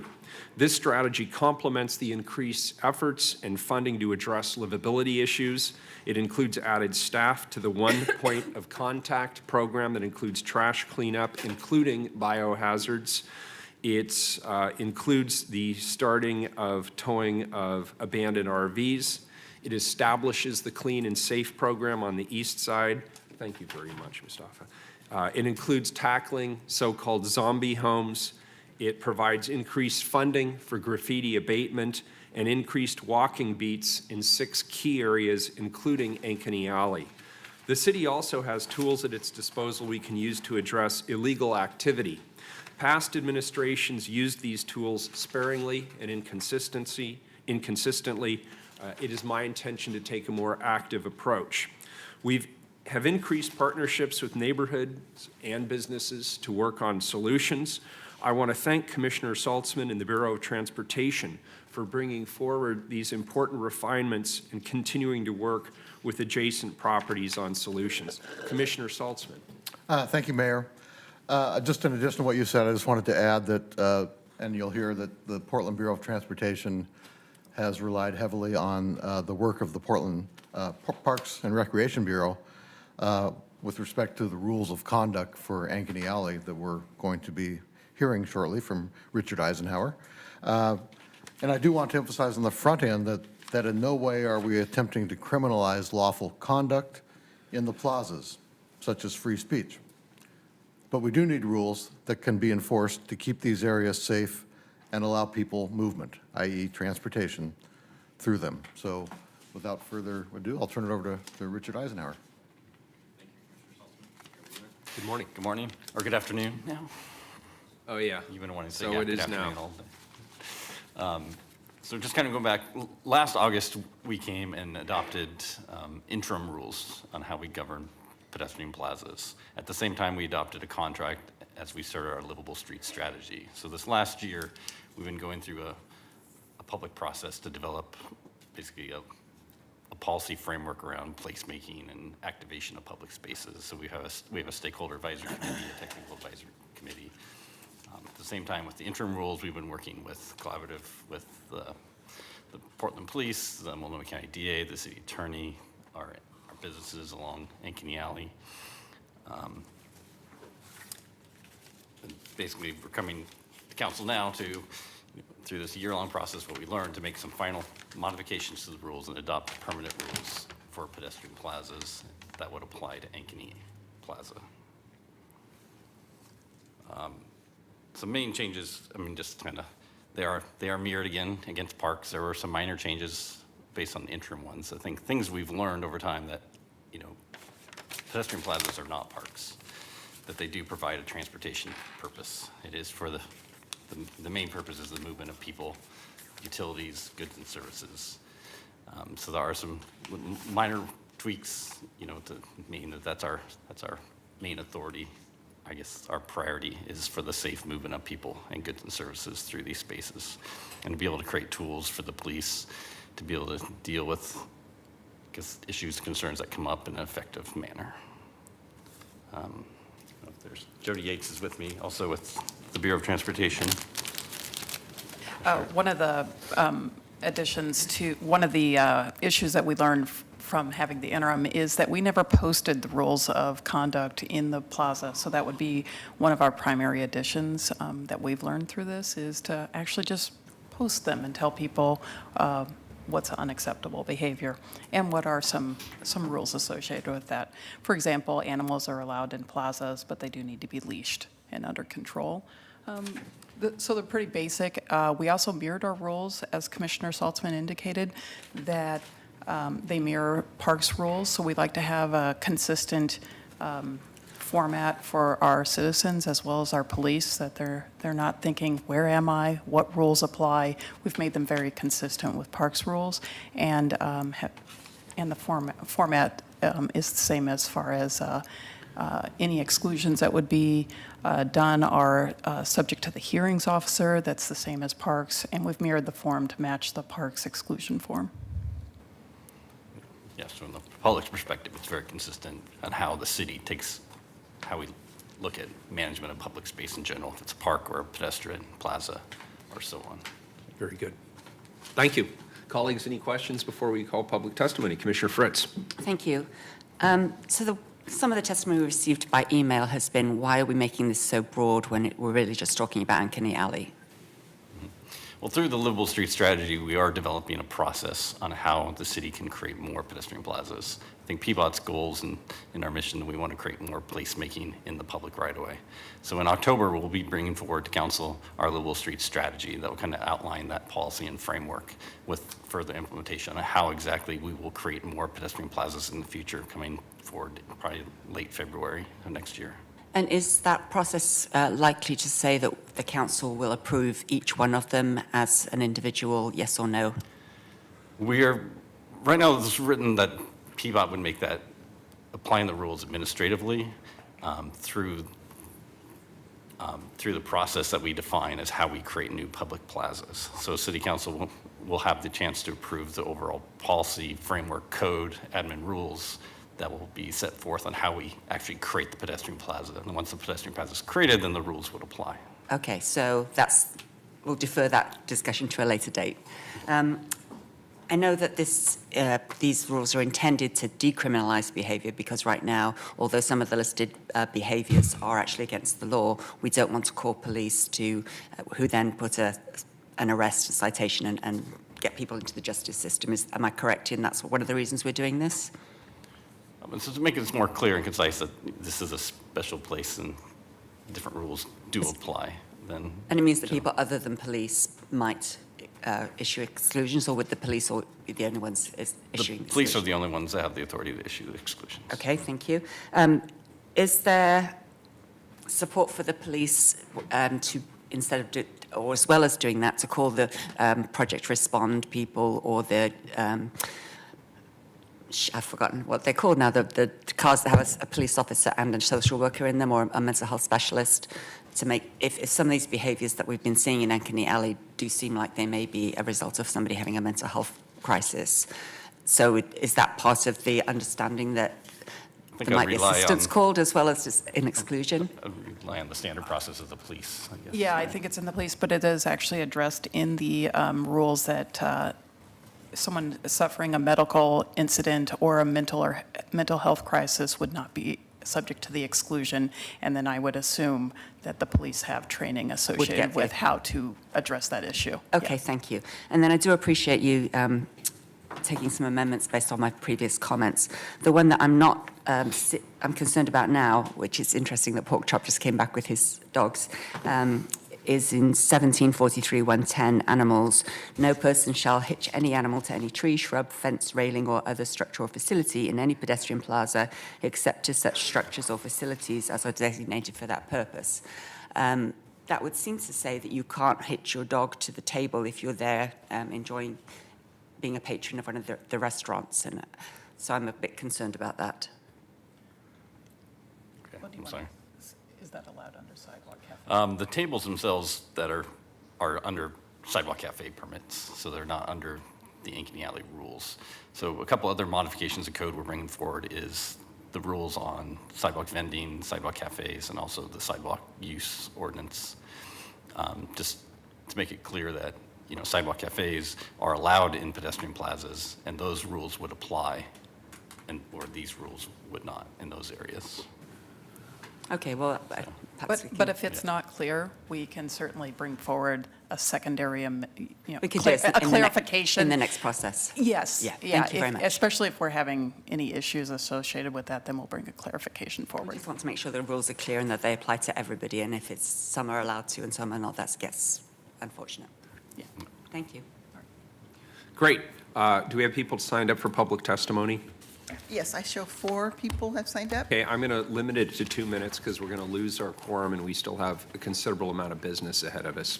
Okay, the first 3 are Mike Jenkins, Keone Wadsmith, and Mac, I believe it's Irelli or Impelli.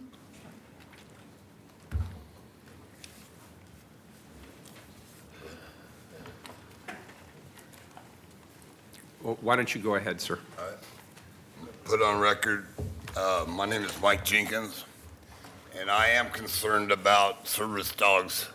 You know, these are service dogs. My dogs take care of my blood sugar, and my dogs take care of my seizures. Now, they also protect me and keep me level-headed. I don't think I'd be on the streets right now alive if it wasn't for my service dogs. I will guarantee you, I was kicked in the head the other night when I was woken up by a Fred Meyer security guard on their property having a seizure the night before. You know, my dog dragged me and my other dog across the parking lot to have the cops not even arrest this guy. It's on camera at Fred Meyer's, and then I get a cop telling Fred Meyer's that I call the cops too damn much, that I shouldn't be calling. I'm calling on corrupt stuff. You know, it's like I work with small businesses, and when I'm working with the small businesses is trying to find out how we can work with the homeless without the homeless beating them up, you know. And that's what I've been working on the year with my program. Now I can announce that Bill at Union Gospel is coming out with a shower truck. We're coming out with a laundry truck. We're coming out with a food truck. Fritz knows a year ago I came in here and I said I was going to do it. I'm building it. We're doing it. We're doing it. People in the community are doing it without you. I need you guys to step up and help us. You know, I got a business guy right here that feeds my dogs and makes sure that my dogs are fed every day. The small business that take care of Hawthorne Bus. And we're out there trying to take care of the homeless that can't take care of themselves. And we're speaking up for them. And I want you to listen. And this is a crisis. You got federal money from the president to help the worst of the worst. And I get a guy coming out here telling me that I'm going to go back to my motel room and listen to Leo call me up to give me nothing. That's not good enough. Ted, step up. Fritz, I have a lot of power with you. Dan and Nick, I ain't voting for you. You're out. All right, You're gone. thank you. Thank Good you. afternoon. Thank you for your patience. I saw you Certainly. guys sitting over there. Really Yeah. appreciate your patience. Thank you. Thank you, Mayor and Commissioners, for taking the time to listen. My name is Keone Walksmith with Dan and Louie's Oyster Bar. We've been there for 110 years. I'm the 4th generation. It's been handed down father to son. It's always kind of been that area's had challenges, and I believe that the closure of the street's been good for the businesses. It's continued to help us stay alive and continue to be part of Portland's history. But we're meeting some challenges, having a hard time managing the public right away. We're doing our very best to manage the 10 feet off of our building and then our gated space. But we really need like the clean and safe and police to be able to make some changes for us inside of there. So, and that's why we're here. We That's pretty appreciate much, it. Great business, by the way. Thank you. Excellent. Thank you. Good afternoon. Thank you, Mayor, Commissioners. Appreciate you guys giving us the opportunity to speak today. I'm Azim Patel. I own 2 businesses on the plaza. We're located, I would say, probably in the #1 tourist destination in Portland. With that comes the pros and cons. That is the first impression visitors get of Portland. We progressively have been having issues in that area. Right now, it's a free-for-all. You can do whatever you want. There's no repercussion. Everything from vandalism, graffiti, fighting over turf, aggressive panhandling. The guy who stabbed the 3 people on the Max, he stabbed somebody outside Voodoo Donut in the plaza area in January. I forget what his name was. It doesn't really matter. But, this is an area, gang activity at night, loitering. You have these kids that basically can just hang out and cause problems, intimidate families with children. That's not the first impression I want for people who come visit my business. We've been getting slammed on reviews, everything from Google to Yelp, because of the homeless issue. They call it homeless, but I would say most of the problems we're getting right now are the travelers. They come through Portland, create their problems, and then once the weather changes, they move on to the next city, create more problems over there. And what I'm here for is basically to share or hope that some sort of these rules get implemented so that there's some sort of proper management of the area so that everyone feels safe. My employees don't need to get escorted to their cars at the end of the night.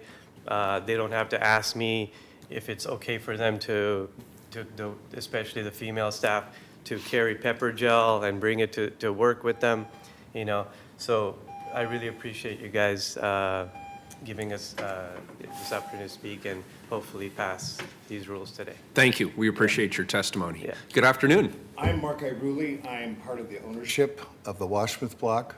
I'm also the property manager and the leasing agent on the building. I'm proud to say that we're 95% renovated and 100% leased.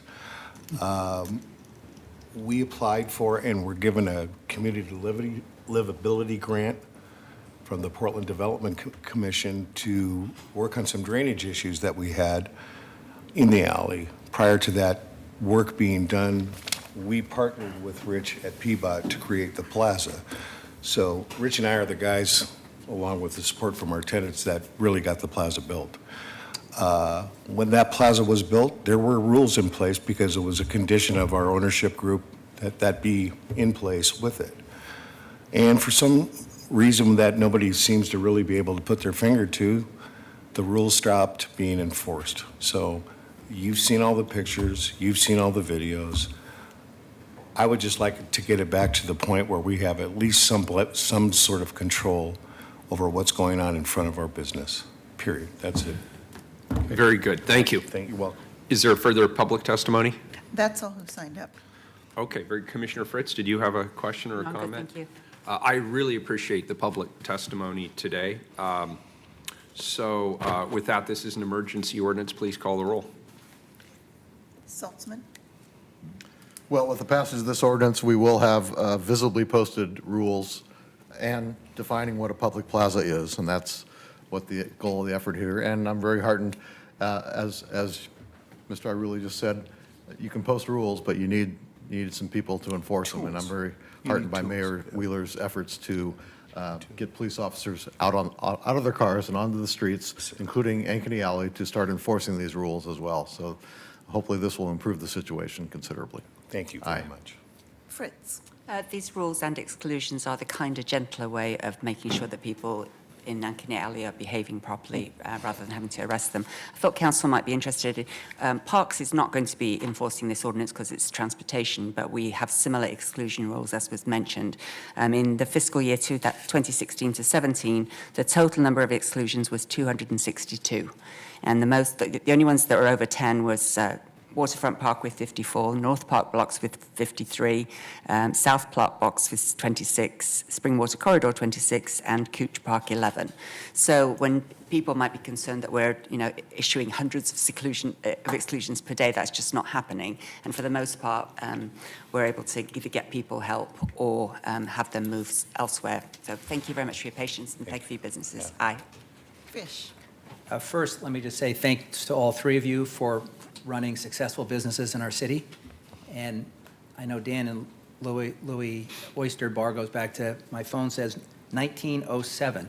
That's correct. So you've been doing this for 110 years. and you think you're getting it right? I mean, do you feel like you're? It's been my favorite kind of seafood place for the 20 years I've lived here, and congratulations to you and your family.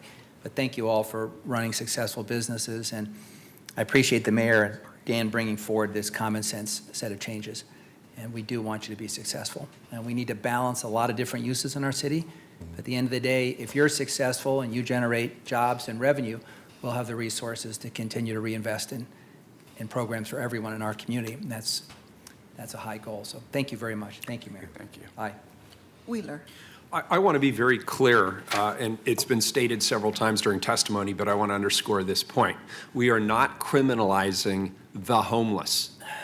We are criminalizing illegal activity, and we are enforcing our existing ordinances, and we're strengthening the enforcement of those ordinances through this measure and others to put more resources behind cracking down on illegal public drug abuse, cracking down on people who are harassing residents and, in many cases, your customers, cracking down on drug paraphernalia that's being thrown onto the street corner by encouraging the safe collection of those biohazards, making sure that we pick up the increasing amount of litter that we're seeing on our streets. I mean, it used to be in the old days, you throw garbage on the streets and 3 white vans with no windows would pull up, and it would be gone 30 seconds later, and everybody would be standing there going, how dare you do that? And the reality is now we're seeing a lot more trash just being brazenly thrown onto the sidewalks and elsewhere, and that is not acceptable. It is not acceptable behavior. We're also going after what we as a council heard when we went out to the Lentz community and we had a listening session. And we heard lots of concerns about biohazards, particularly in abandoned RVs and other circumstances. We're going after that more aggressively through the Bureau of Transportation. We heard concerns from people who said, look, there's like 500 homes in this community that aren't really being used. They're either boarded up, they're abandoned, they're dilapidated. In some cases, they're being used illegally as meth labs and for other nefarious purposes. We're going after those and taking back as many as we can, as aggressively as we can, to put them back into the housing stock so that people who don't have access to a home in this community can gain access to a home in this community. Last but not least, I want to thank you. I want to thank you for your patience and for your perseverance. Ankeny Alley has been a very tough place of late, and you've done your part. You've kept up your end of the deal. And you have done a great job of supporting our community and supporting the people who live here. You've supported tourists who want to come to the city of Portland and they want to see, as you said, Ankeny Alley. You've done your part. now it's our turn to do our part. So I vote aye. The ordinance is adopted. Thank you. Thank you. Thanks very much. Next Mayor, item. Yes, please. I have a hard and fast departure at 1 o'clock. So here's what we're going to do. We have about hours left of time certain. We're going to move quickly here, and what I'm going to just ask, since all of us up here have reviewed, I am sure, all of these items that are before the council, I will ask if there are any further questions, and I will limit public testimony because I do not want to lose my quorum before we get through this issue. So the next issue up is 919. Authorize application to Carbon Neutral Cities Alliance Innovation Fund for a grant in the amount of $100,000 for evaluation of congestion pricing mechanisms in an autonomous vehicle technology pilot to decrease carbon pollution emissions. Commissioner Saltzman. I will turn it over to Ann Shikani for a very short explanation about this. Hello, thank you for having me. This is a request to apply for a grant. We will be looking at piloting autonomous vehicles and including congestion pricing in that pilot structure. There's also a second portion of the grant that looks at equity concerns regarding congestion pricing. What does that mean to pilot autonomous vehicles? Well, that's what we're going to be designing. So that might be closed track testing. That might be looking at creating other options for testing autonomous vehicles in the city.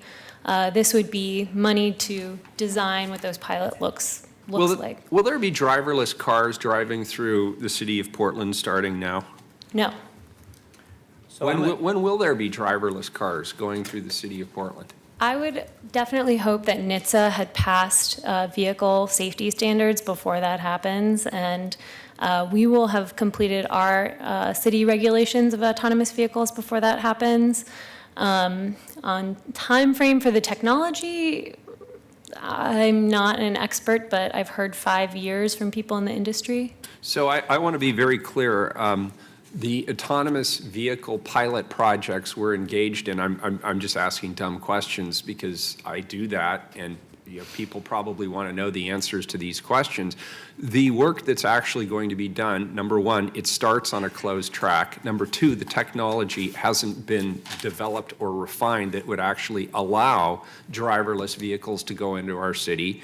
And number three, we don't have a regulatory framework for that in place. So it will be a long time before you see that. I could see a near-term situation where you have a driver sitting behind the wheel in an autonomous vehicle and monitoring it. And that already happens in other places around the community. So just to be very clear about where we are in the life cycle of this innovation. So Mayor, I'm going to support this ordinance in part because we've had this conversation before at council, and we have a standing policy that no autonomous vehicles will be on any of our roads prior to the council crafting and adopting local regulations.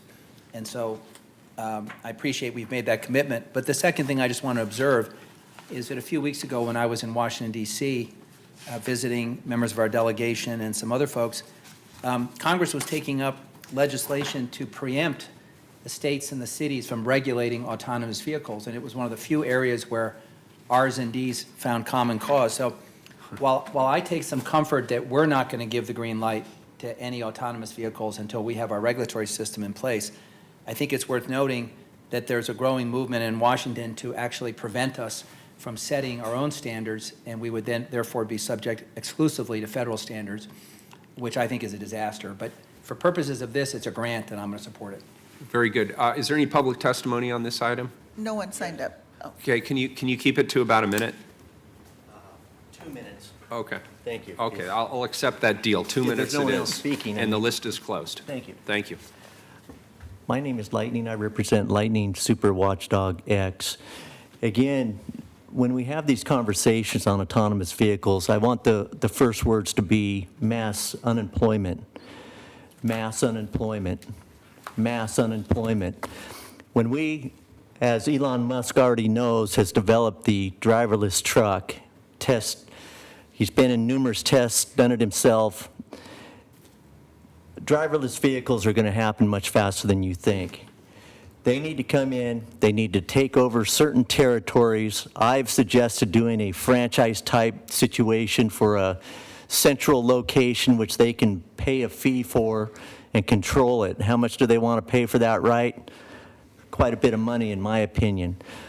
We need to also focus on the fact that when we're talking the unemployment situation, Elon Musk, Mark Zuckerberg, both want to start looking at universal basic income. We need to focus on that. We need to keep them thinking about it. We need to keep pushing them forward. And all these problems that we've been talking about, businesses at a great place, Oyster Bar, that used to eat there all the time, the reality is this. Their problems they're talking about, universal basic income will take care of those problems. These people will have money in their hands, they will be able to go around, and they'll be customers of businesses in this city instead of them being in certain locations to possibly make some money. So again, Hawaii, through the House bill, our concurrent House Bill 89, is the first state in the United States to move forward on universal basic income work groups. And I hope, Mayor Wheeler, you follow their steps on this and work with Elon Musk, Mark Zuckerberg, and all the leaders in autonomous vehicles and say, we want this implemented before you bring your vehicles into our cities. Now let's get it done. That's going to change this city. You need to talk to Elon Musk. He is going to revolutionize transportation. Thank you. Very good, thank you. Call the roll. Saltzman. Aye. Fritz. Thank you for your patience and for your work. Aye. Fish. Aye. Wheeler. Aye, the ordinance is adopted. Thank you. Well done. Last item, I believe, is 921, correct? That's our last item? Yes. Okay, let's go for it. Amend Portland Renter additional protections to correct the inadvertent exemption of the 90-day notice requirements. Colleagues, Commissioner Udaly is out of the office this week, and she asked me if I would introduce this item in her absence. I'm happy to do that. Before I invite her staff up to answer any questions council has, I'd just like to share a few talking points about what this item does.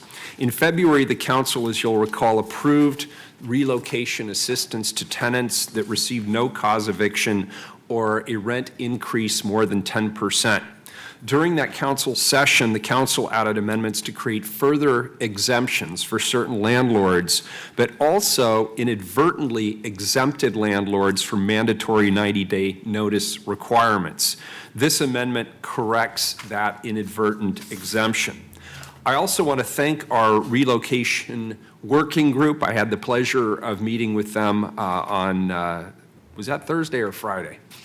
Friday, thank you, Friday. All the days are blending together now. And they've been reviewing changes to our policy. This group includes landlords, realtors, nonprofits, and housing advocates, and they've taken the time they need to make sure the changes are being properly vetted.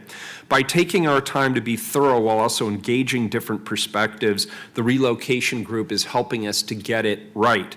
I'll turn this over to Jamie Duhamel to answer any specific questions you may have on this item. I want you to know that this item in particular has been vetted both with the Relo Committee as well as the Portland Housing Advisory Commission. We received very few comments back. The few we did were positive. Jamie, I don't know if you have more to say. I just want to clarify, because it's probably confusing about why this is coming now, wasn't part of the package that was originally introduced by the Technical Advisory Group. I received an email about 3 weeks ago from Christina Dirks from the Legal Aid Services. She's also part of the Relocation Technical Advisory Group, and she had just been meandering over the code, as housing advocates tend to do, and realized that the way she was reading the language basically said that anyone who wanted to issue a 90-day notice for a 5% increase or a no-cause eviction would also be exempted. That would be the owners who only have single rental units, as well as those who are on sabbatical for up to 3 years. She asked what my interpretation was. I sent that on to Lisa Gramp, our city attorney who works on our housing issues, and she confirmed that indeed that is the way that the language read. And I asked her to make a quick fix to the language, and that's where we're at. Okay. Any questions, colleagues? Please call the roll. Oh, I'm sorry, is there any public testimony? 1 minute. Thank you. Good afternoon. Yes, my name is Lightning. I represent Lightning Super Watchdog X. Again, I'm totally against all of this that we're doing today. I'm totally against the relocation fees. I'm totally against the outrageous numbers that they're trying to charge landlords. I'm totally against the tenant shall have 6 months from the effective date of rent increase to either pay back the relocation assistance or remain in the dwelling unit. What you're going to have is you're going to have some very smart tenants getting that money and not paying it, going into on their agreement, not following their agreement. And you're going to have a lot of landlords sitting there having to then go back into court, spend all this additional money. This wasn't very well thought out. And again, we shouldn't be stepping on the toes of the landlords. We need to be giving more incentives for the developers to keep building, and building more inventory. That's how you're going to get lower rents. That's how you're going to maintain lower rents. Not this. This is going to upset the landlords. It's going to work against us. Thank you. Thank you, sir. Please, any further questions, colleagues? Please call the roll. Saltzman. Aye. Fritz. This is a very simple fix that actually says now what council intended. Thank you for your work, Jamie. Aye. Fish. Aye. Wheeler. Thanks, Jamie. Appreciate it. Aye, the ordinance is adopted. We are adjourned. There is no council session this afternoon or Thursday of this week.